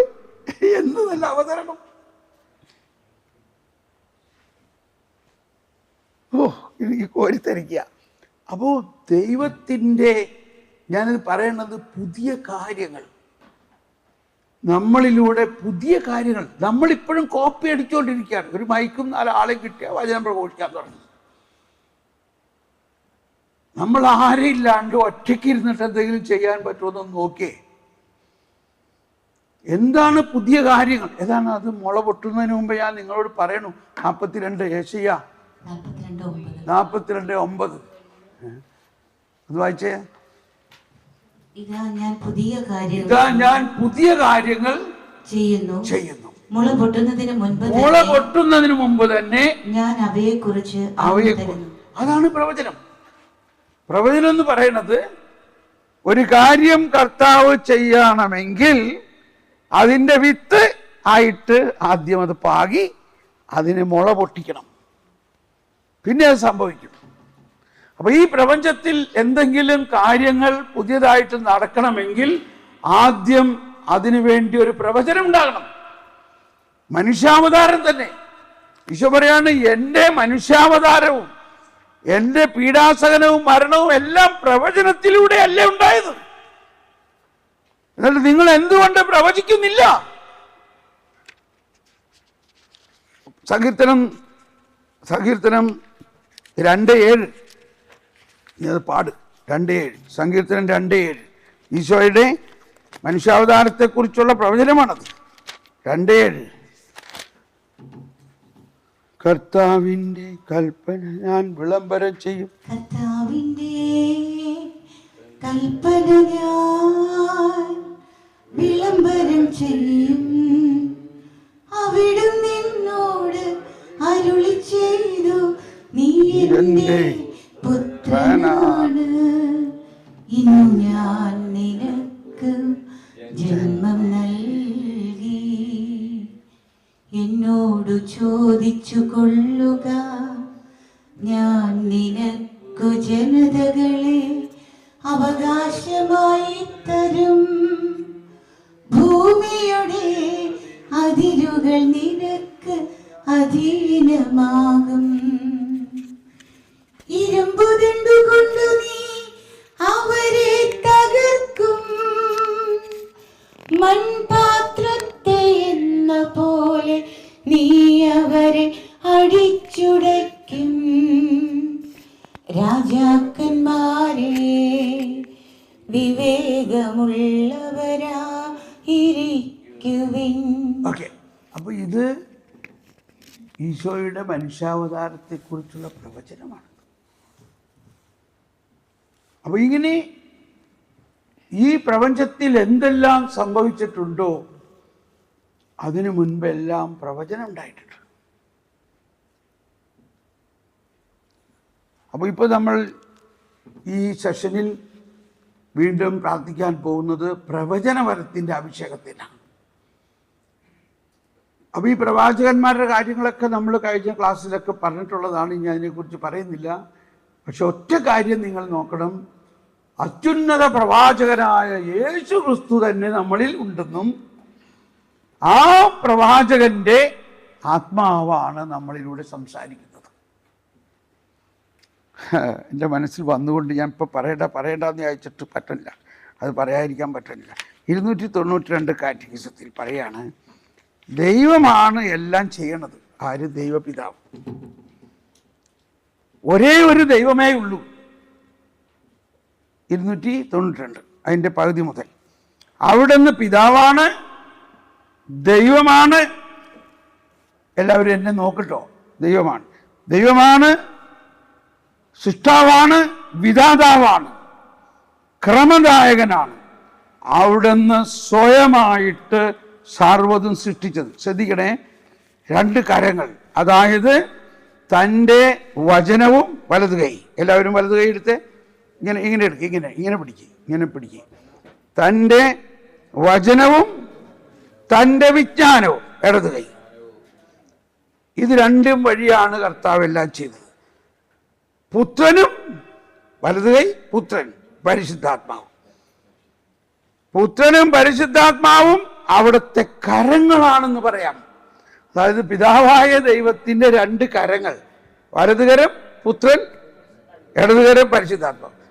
അപ്പോൾ ഇതെങ്ങനെയാണ് സകലതും സൃഷ്ടിച്ചത്? സകലതും സൃഷ്ടിച്ചത് തന്റെ പുത്രനും പരിശുദ്ധാത്മാവിലൂടെ. ദൈവം ആഗ്രഹിക്കുന്നത് പുത്രന്റെ അധരത്തിലൂടെ. അപ്പൊ എന്തായി? പ്രവചനമായി. പ്രവചനം വന്നു. ദൈവം പറയുന്നു. എങ്ങനെ പറയുന്നു? പുത്രനിലൂടെ. ദൈവം എങ്ങനെ പറയുന്നു? പുത്രനും പരിശുദ്ധാത്മാവിലൂടെ. അതാണ് പ്രവചനം. അപ്പോൾ അവിടെ അത് ഉത്ഭവിക്കുകയാണ്. അവിടെ അതിനെ മുള പൊട്ടുകയാണ്. അത് ഉണ്ടാകുന്നതിന് മുമ്പേ തന്നെ, അതുണ്ടാകണമെങ്കിൽ ആദ്യം ഈ പ്രവചനം ഉണ്ടാകണം. ദൈവമാണ് സകലതും ചെയ്യുന്നത് തൻ്റെ രണ്ട് കരങ്ങളിലൂടെ. ഇതെല്ലാം കണ്ടുപിടിക്കുന്നത് തന്നെയാണ് വലിയ രഹസ്യം. ഇതെല്ലാം പഠിപ്പിക്കുന്നത്. ഓഹോ, അപ്പൊ ഇത് വലിയ സഭാപിതാവായ വിശുദ്ധ ഇറേനിയോസ് പറഞ്ഞിരിക്കണം, തൻ്റെ കരങ്ങളിലൂടെ. വരുവിൻ, നമുക്കൊരു നിമിഷം കണ്ണടച്ച് ദൈവമേ, ഇതാ വേറെ വഴിപ്പെടുത്തും. മത്തായി 10:41. എന്താണ്? പ്രവാചകനായിട്ട് സ്വീകരിക്കുന്നവനെ പ്രവാചകന്റെ പ്രതിഫലം. അപ്പോൾ നമ്മളിപ്പോ ഗ്രൂപ്പിൽ നമ്മളെല്ലാവരും പ്രവാചകരാണ്. ആദ്യം തന്നെ എല്ലാവരെയും പ്രവാചകരായി ഒന്ന് സ്വീകരിക്കും.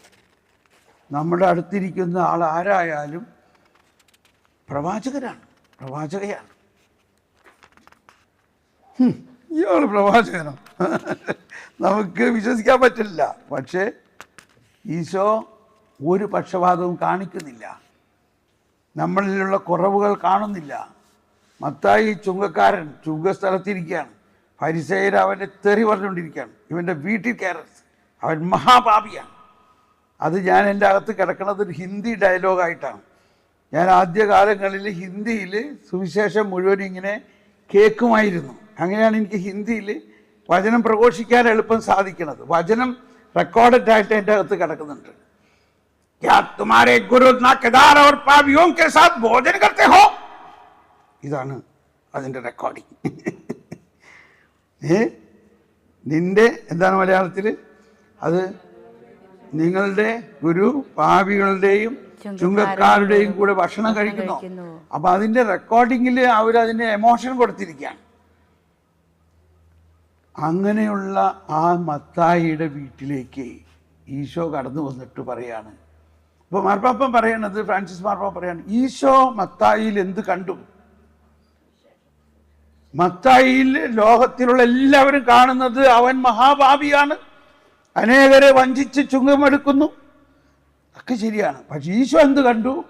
ഈശോ അവൻ്റെ പാപം കണ്ടില്ല. അതാണ് ഇന്നലെ നമ്മൾ വായിച്ചു. ജെറമിയ 31:34 പറയുന്നത് ഭയങ്കര ഒരു ചേഞ്ച് ഓവറാണ്. പഴയ നിയമത്തിൽ നിന്നും പുതിയ നിയമത്തിലേക്കുള്ള ആരംഭത്തിൻ്റെ കാര്യമാണത്. അവിടെ പറയുന്നത്, ഞാൻ നിങ്ങളുടെ അകൃത്യങ്ങളുടെ നേരെ കരുണയുള്ളവനായിരിക്കും. അടുത്ത ഭാഗം നമ്മൾ ഇന്നലെ വായിച്ചില്ല. എന്താണത്? ഞാനത് മനസ്സിൽ വെക്കുന്നില്ല. ഞാനത് ഓർക്കുക പോലും ചെയ്യില്ല. മനസ്സിൽ വെക്കില്ല എന്നാണ് പറഞ്ഞേ. ഞാനത് ഓർക്കുക പോലും ചെയ്യില്ല. ഇതാണ് പുതിയ നിയമത്തിന്റെ കാഴ്ചപ്പാട്. മത്തായി ഒരുപാട് പാപം ചെയ്തിട്ടുണ്ടാവും, പക്ഷെ കർത്താവ് അത് കാണുന്നില്ലെന്ന്. നിങ്ങൾക്കിത് വിശ്വസിക്കാൻ പറ്റുമോ? അതാണ് യേശയ്യ 48 എൻ്റെ ദാസനെ പോലെ അന്ധനായ ആരുണ്ട്? എൻ്റെ ദാസനെ പോലെ ബധിരനായ ആരുണ്ട്? അവൻ കണ്ടിട്ടും കാണുന്നില്ല, കേട്ടിട്ടും കേൾക്കുന്നില്ല. ഇപ്പൊ ഞാൻ അത് എപ്പോഴും ഓർക്കണ ഒരു തമാശയിലൂടെയാണ്. ഞാൻ സ്കോട്ട്ലൻഡിൽ ചെന്നപ്പോൾ എന്നെ ഒരു കുടുംബത്തിൽ, മലയാളി കുടുംബത്തിൽ വിളിച്ചു. അപ്പോൾ അങ്കമാലിക്കാരാണ്. അപ്പോൾ അങ്കമാലിക്കാരുടെ സ്പെഷ്യാലിറ്റി എന്താ? അങ്കമാലി മാങ്ങാക്കറി. അപ്പോൾ എനിക്ക് വലിയ ഇഷ്ടമാണ് അങ്കമാലി മാങ്ങാക്കറിയും അങ്കമാലി ഫിഷ് കറിയും. എവിടെയോ അവർ കേട്ടിട്ടുണ്ട്. അപ്പോൾ അതുകൊണ്ട് എന്നെ വിളിച്ചു, വീട്ടിൽ കൊണ്ടുവന്നിരിക്കുകയാണ്. അപ്പോൾ ഞാൻ ചോദിച്ചു, എങ്ങനെയുണ്ട് നിങ്ങളുടെ സുഖമല്ലേ? പിന്നെ അല്ലാണ്ട് ഒരു പ്രശ്നമില്ല ബ്രദറെ. അപ്പോൾ എന്തോ ഇതിൻ്റെ അകത്തൊരു തരികടയുണ്ടെന്ന് തോന്നി. അതെന്താ അങ്ങനെ പറയുന്നത്? അപ്പോൾ ഈ ഭാര്യ ഒന്ന് പുഞ്ചിരിക്ക, അവളിങ്ങനെ ചിരിക്കലുണ്ട്. അപ്പോൾ ഇവൻ ആ ഇടയ്ക്ക് നമ്മുടെ കാസറ്റ്, അതായത് ഈ യൂട്യൂബ് എപ്പോഴും കേട്ടുകൊണ്ടിരിക്കാൻ. അവനൊരു ടാക്സി ഡ്രൈവറാണ്. അപ്പോൾ എപ്പോഴും വേണമെങ്കിലും ഇത് കേട്ടുകൊണ്ടിരിക്കുക, ഫുൾ ടൈം ഇത് കേൾക്കാണ്. അപ്പോൾ ആ ദിവസങ്ങളിൽ ഞാൻ പറഞ്ഞിരിക്കുന്ന ഒരു കാര്യം ഇതാണ്: അവൻ കണ്ടിട്ടും കാണുന്നില്ല. ഇതവന് വളരെയധികം സ്പർശിച്ചു. അതിന് ഒരു പ്രശ്നമില്ല ഇപ്പം, കാരണം കണ്ടിട്ടും കാണുന്നില്ല. പ്രശ്നം തീർന്നു, ഭയങ്കര സമാധാനമാണ്. അപ്പോൾ ഞാൻ എന്താണ് പ്രശ്നം, എന്താണ്? അല്ല, ബ്രദറിനോട് പറയാം. ഞാൻ ഇവളോട് പറഞ്ഞു, ഈ വാഷ് ബേസിൻ്റെ അടുത്ത് ഒരു ടവൽ വെച്ചിട്ടുണ്ടാവില്ലേ, വാഷ് ബേസിൻ്റെ അടുക്ക ഒരു കൊളുത്ത്, അതും ഒരു ടവൽ. വാഷ് ബേസിൽ നമ്മൾ കൈ കഴുകി കഴിഞ്ഞിട്ട് കൈ തൂക്കാനുള്ള ടവൽ, മുഖം തൂക്കുമായിരിക്കില്ല. ഇത് വേറെ ഒന്നിനും ഉപയോഗിക്കരുതെന്ന് ഇവളോട് ഒരുപാട് പ്രാവശ്യം പറയണ്ട. ഞാൻ നോക്കുമ്പോൾ അതെടുത്തുകൊണ്ട് ഇവള് ടേബിള് തുറക്കുന്നു. ദേഷ്യം വരാതിരിക്കുമോ ബ്രദറെ? പക്ഷേ ഇന്ന് എനിക്കൊരു ദേഷ്യം വന്നില്ല. കാരണം ഞാൻ ആ വചനം അങ്ങ് അനുസരിച്ചു. അവൻ കണ്ടിട്ടും കാണുന്നില്ല. എന്തൊരു പ്രാക്ടിക്കലാണ് നിങ്ങളെ! ഇത് നമുക്കൊന്ന് നോക്കിയാലോ? ഇപ്പൊ ഇത് ഞാനൊരു ധ്യാനത്തിൽ പറഞ്ഞു കഴിഞ്ഞാൽ അടുത്ത ദിവസം ഒരു ചേച്ചി പറയാണ്, ഞാൻ ശരിക്കും അത് പ്രാക്ടീസ് ചെയ്യാൻ അയച്ച് ചെന്നപ്പോൾ ഞാൻ ചെന്ന വഴി കാണുന്നത് എൻ്റെ ആ ടേബിളിൻ്റെ പുറത്ത് ചായയുടെ കപ്പ് മറിച്ച് ആ ചായ മുഴുവൻ ടേബിളിൽ കിടക്കാൻ. ദേഷ്യം വരാതിരിക്കോ? കണ്ടിട്ട് കാണില്ല എന്നൊക്കെ പറഞ്ഞിരുന്നാൽ മതി. ഞാൻ രണ്ടങ്ങ് പറഞ്ഞു കൊടുത്തു. കുംഭസാരം എല്ലാം കഴിഞ്ഞ് വലിയ വിശുദ്ധവാരം ആചരിച്ചു വന്നതാണ്. പണിയായില്ലേ?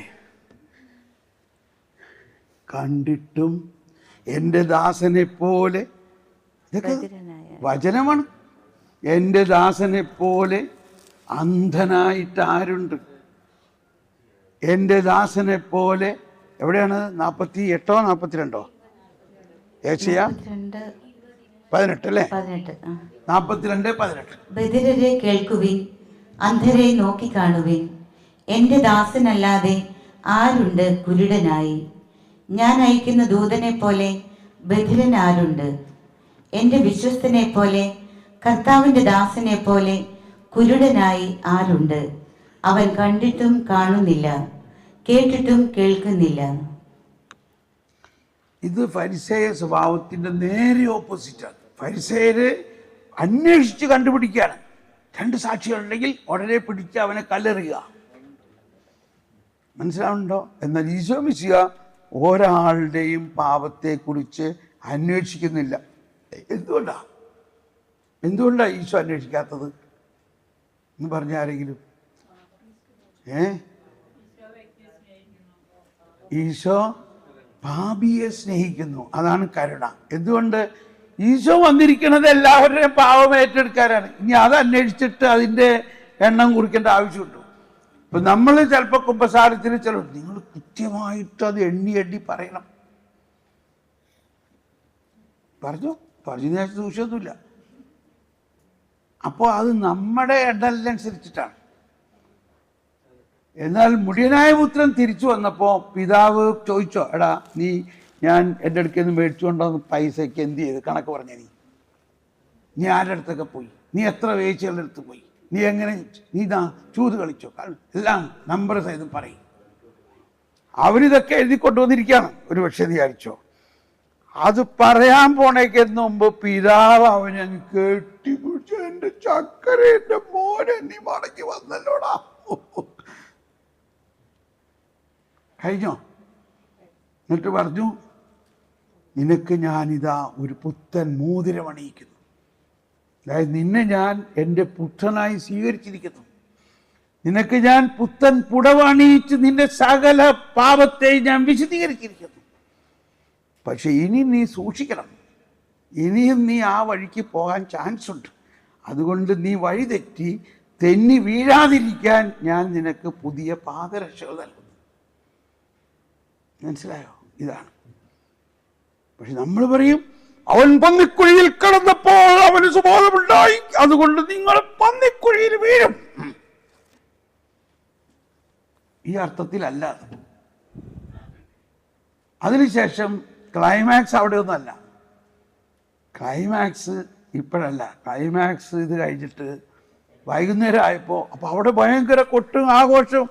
അപ്പൻ പറഞ്ഞോടാ, മുഴുത്ത കാളക്കുട്ടിയെ വെട്ടടാ, എൻ്റെ മോൻ തിരിച്ചു വന്നിരിക്കണോ. അപ്പൻ്റെ സന്തോഷം നോക്ക്. മകൻ തിരിച്ചു വന്നിരിക്കുന്നു. മകൻ മരിച്ചവനാണെന്ന് വിചാരിച്ചിരുന്നു, ഇപ്പോൾ അവൻ ജീവിക്കുന്നു. വൈകുന്നേരം ആയപ്പോൾ ചേട്ടച്ചാർ വരികയാണ്. അവൻ്റെ ചേട്ടായി വന്നിട്ട് നോക്കുമ്പോൾ എൻ്റെ വീട്ടിൽ ഞാനറിയാതെ ഇത്രയും വലിയ ആഘോഷം, ഇതെന്തത്? അപ്പോൾ വേലക്കാർ നിന്റെ അനിയച്ചാർ തിരിച്ചു വന്നേക്കണം. അതുകൊണ്ട് അപ്പനും ഞങ്ങളൊക്കെ ഭയങ്കര സന്തോഷത്തിലാണ്. അവൻ എന്തിനാ തിരിച്ചു വന്നേ? അവനൊരു സന്തോഷമില്ല. അവൻ തിരിച്ചു വന്നെന്താ? അവൻ്റെ കണക്ക് അവസാനിപ്പിച്ച് അവൻ്റെ ഷെയറായിട്ട് പോയതല്ലേ. അവൻ തിരിച്ചു വന്നേക്കണമെങ്കിൽ എൻ്റെ ഷെയറും കൂടി അവരെടുക്കാനാണ്. അവരാരും വീട്ടിൽ കയറ്റി എന്നും പറഞ്ഞുകൊണ്ട് ചേട്ടൻ വീട്ടിൽ കയറുന്നില്ല, പുറത്തന്നെ ഇരിക്കുക. അപ്പോൾ രാവിലെ അനുജനെ കയറ്റാൻ വേണ്ടി അപ്പൻ പുറത്ത് വന്ന് ആ അപ്പൻ ഇപ്പോൾ വീണ്ടും ചേട്ടനെ കയറ്റാൻ വന്നിരിക്കുകയാണ്.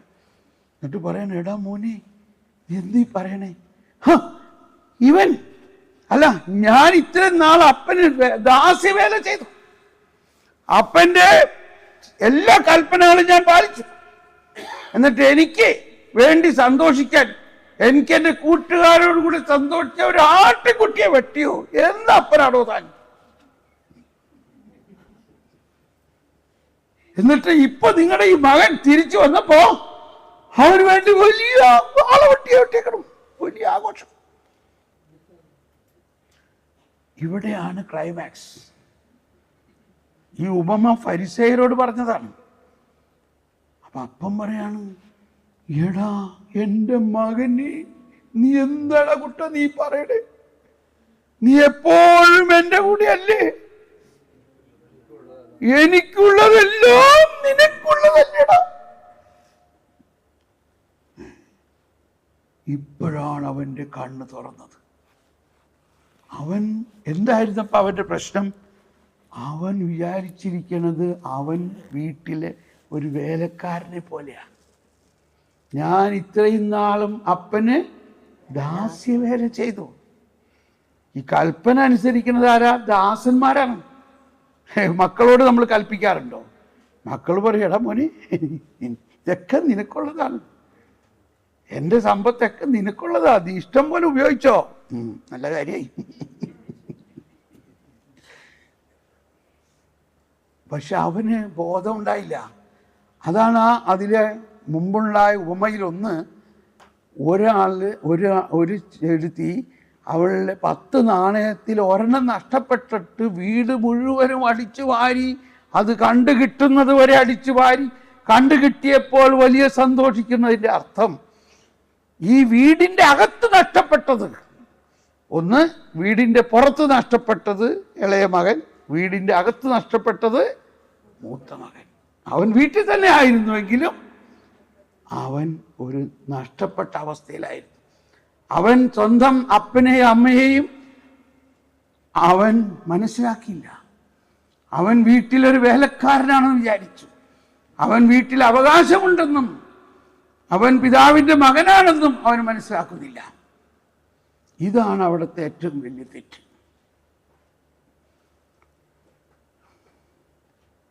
ഇപ്പൊ ഇത് വലിയ വാരത്തിന് വേണ്ടിയുള്ള ധ്യാനവും ആയില്ലേ? ഇല്ലേ? ശരിയായില്ലേ? എന്തൊരു സംഭവമല്ലേ അത്. ഈ 15-ാം അധ്യായത്തിനെ പിതാക്കന്മാർ പറയണത് ഗോസ്പൽ ഓഫ് ദ ഗോസ്പൽസ് എന്നാണ്. അതായത് 4 സുവിശേഷത്തിൻ്റെയും സാരാംശം ഈ ഒറ്റ അധ്യായത്തിലുണ്ട്. ഓക്കെ, അപ്പോൾ ഞാനിങ്ങനെ പറഞ്ഞുകൊണ്ട് പോയാൽ ശരിയാവില്ല. ഈശോയെ, ഒരിക്കൽ ഒരാളൊരു പ്രവചിച്ചിട്ടുണ്ട്, തോമസ് പോളിന് വചനം പ്രഘോഷണം ഒരാസക്തിയാണ്. അതുകൊണ്ട് അങ്ങേരുടെ കയ്യിൽ മൈക്ക് കിട്ടിയാൽ പിന്നെ നിർത്തൂല. ഇതതുപോലെ വിചാരിക്കണ്ട അല്ലേ? ഇത് നിങ്ങൾക്ക് ആവശ്യമായിട്ടുള്ളത് കർത്താവ് നിർബന്ധിച്ച് പറഞ്ഞതാണെന്ന് വിചാരിക്കാം അല്ലേ?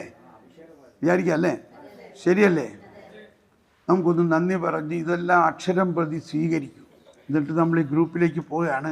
ഇപ്പം വിൻസെൻ്റ് ഇപ്പം എന്നെ ഒന്നും ഫോളോ അപ്പ് ചെയ്യണില്ല, ചായ കുടിക്കുന്ന സമയമല്ലേ? പക്ഷേ നമുക്ക് ഗ്രൂപ്പ് ഉണ്ടാക്കിയിട്ട് പോകാം. ഓക്കെ, ഒരു മിനിറ്റ്, ഒരു പേപ്പർ തരാം. ഓക്കെ, നമുക്കൊന്നും കൂടി സ്തുതിച്ച് നന്ദി പറഞ്ഞ് ഹല്ലേലൂയ ഹല്ലേലൂയ ഹല്ലേലൂയ. ഒരു പേപ്പർ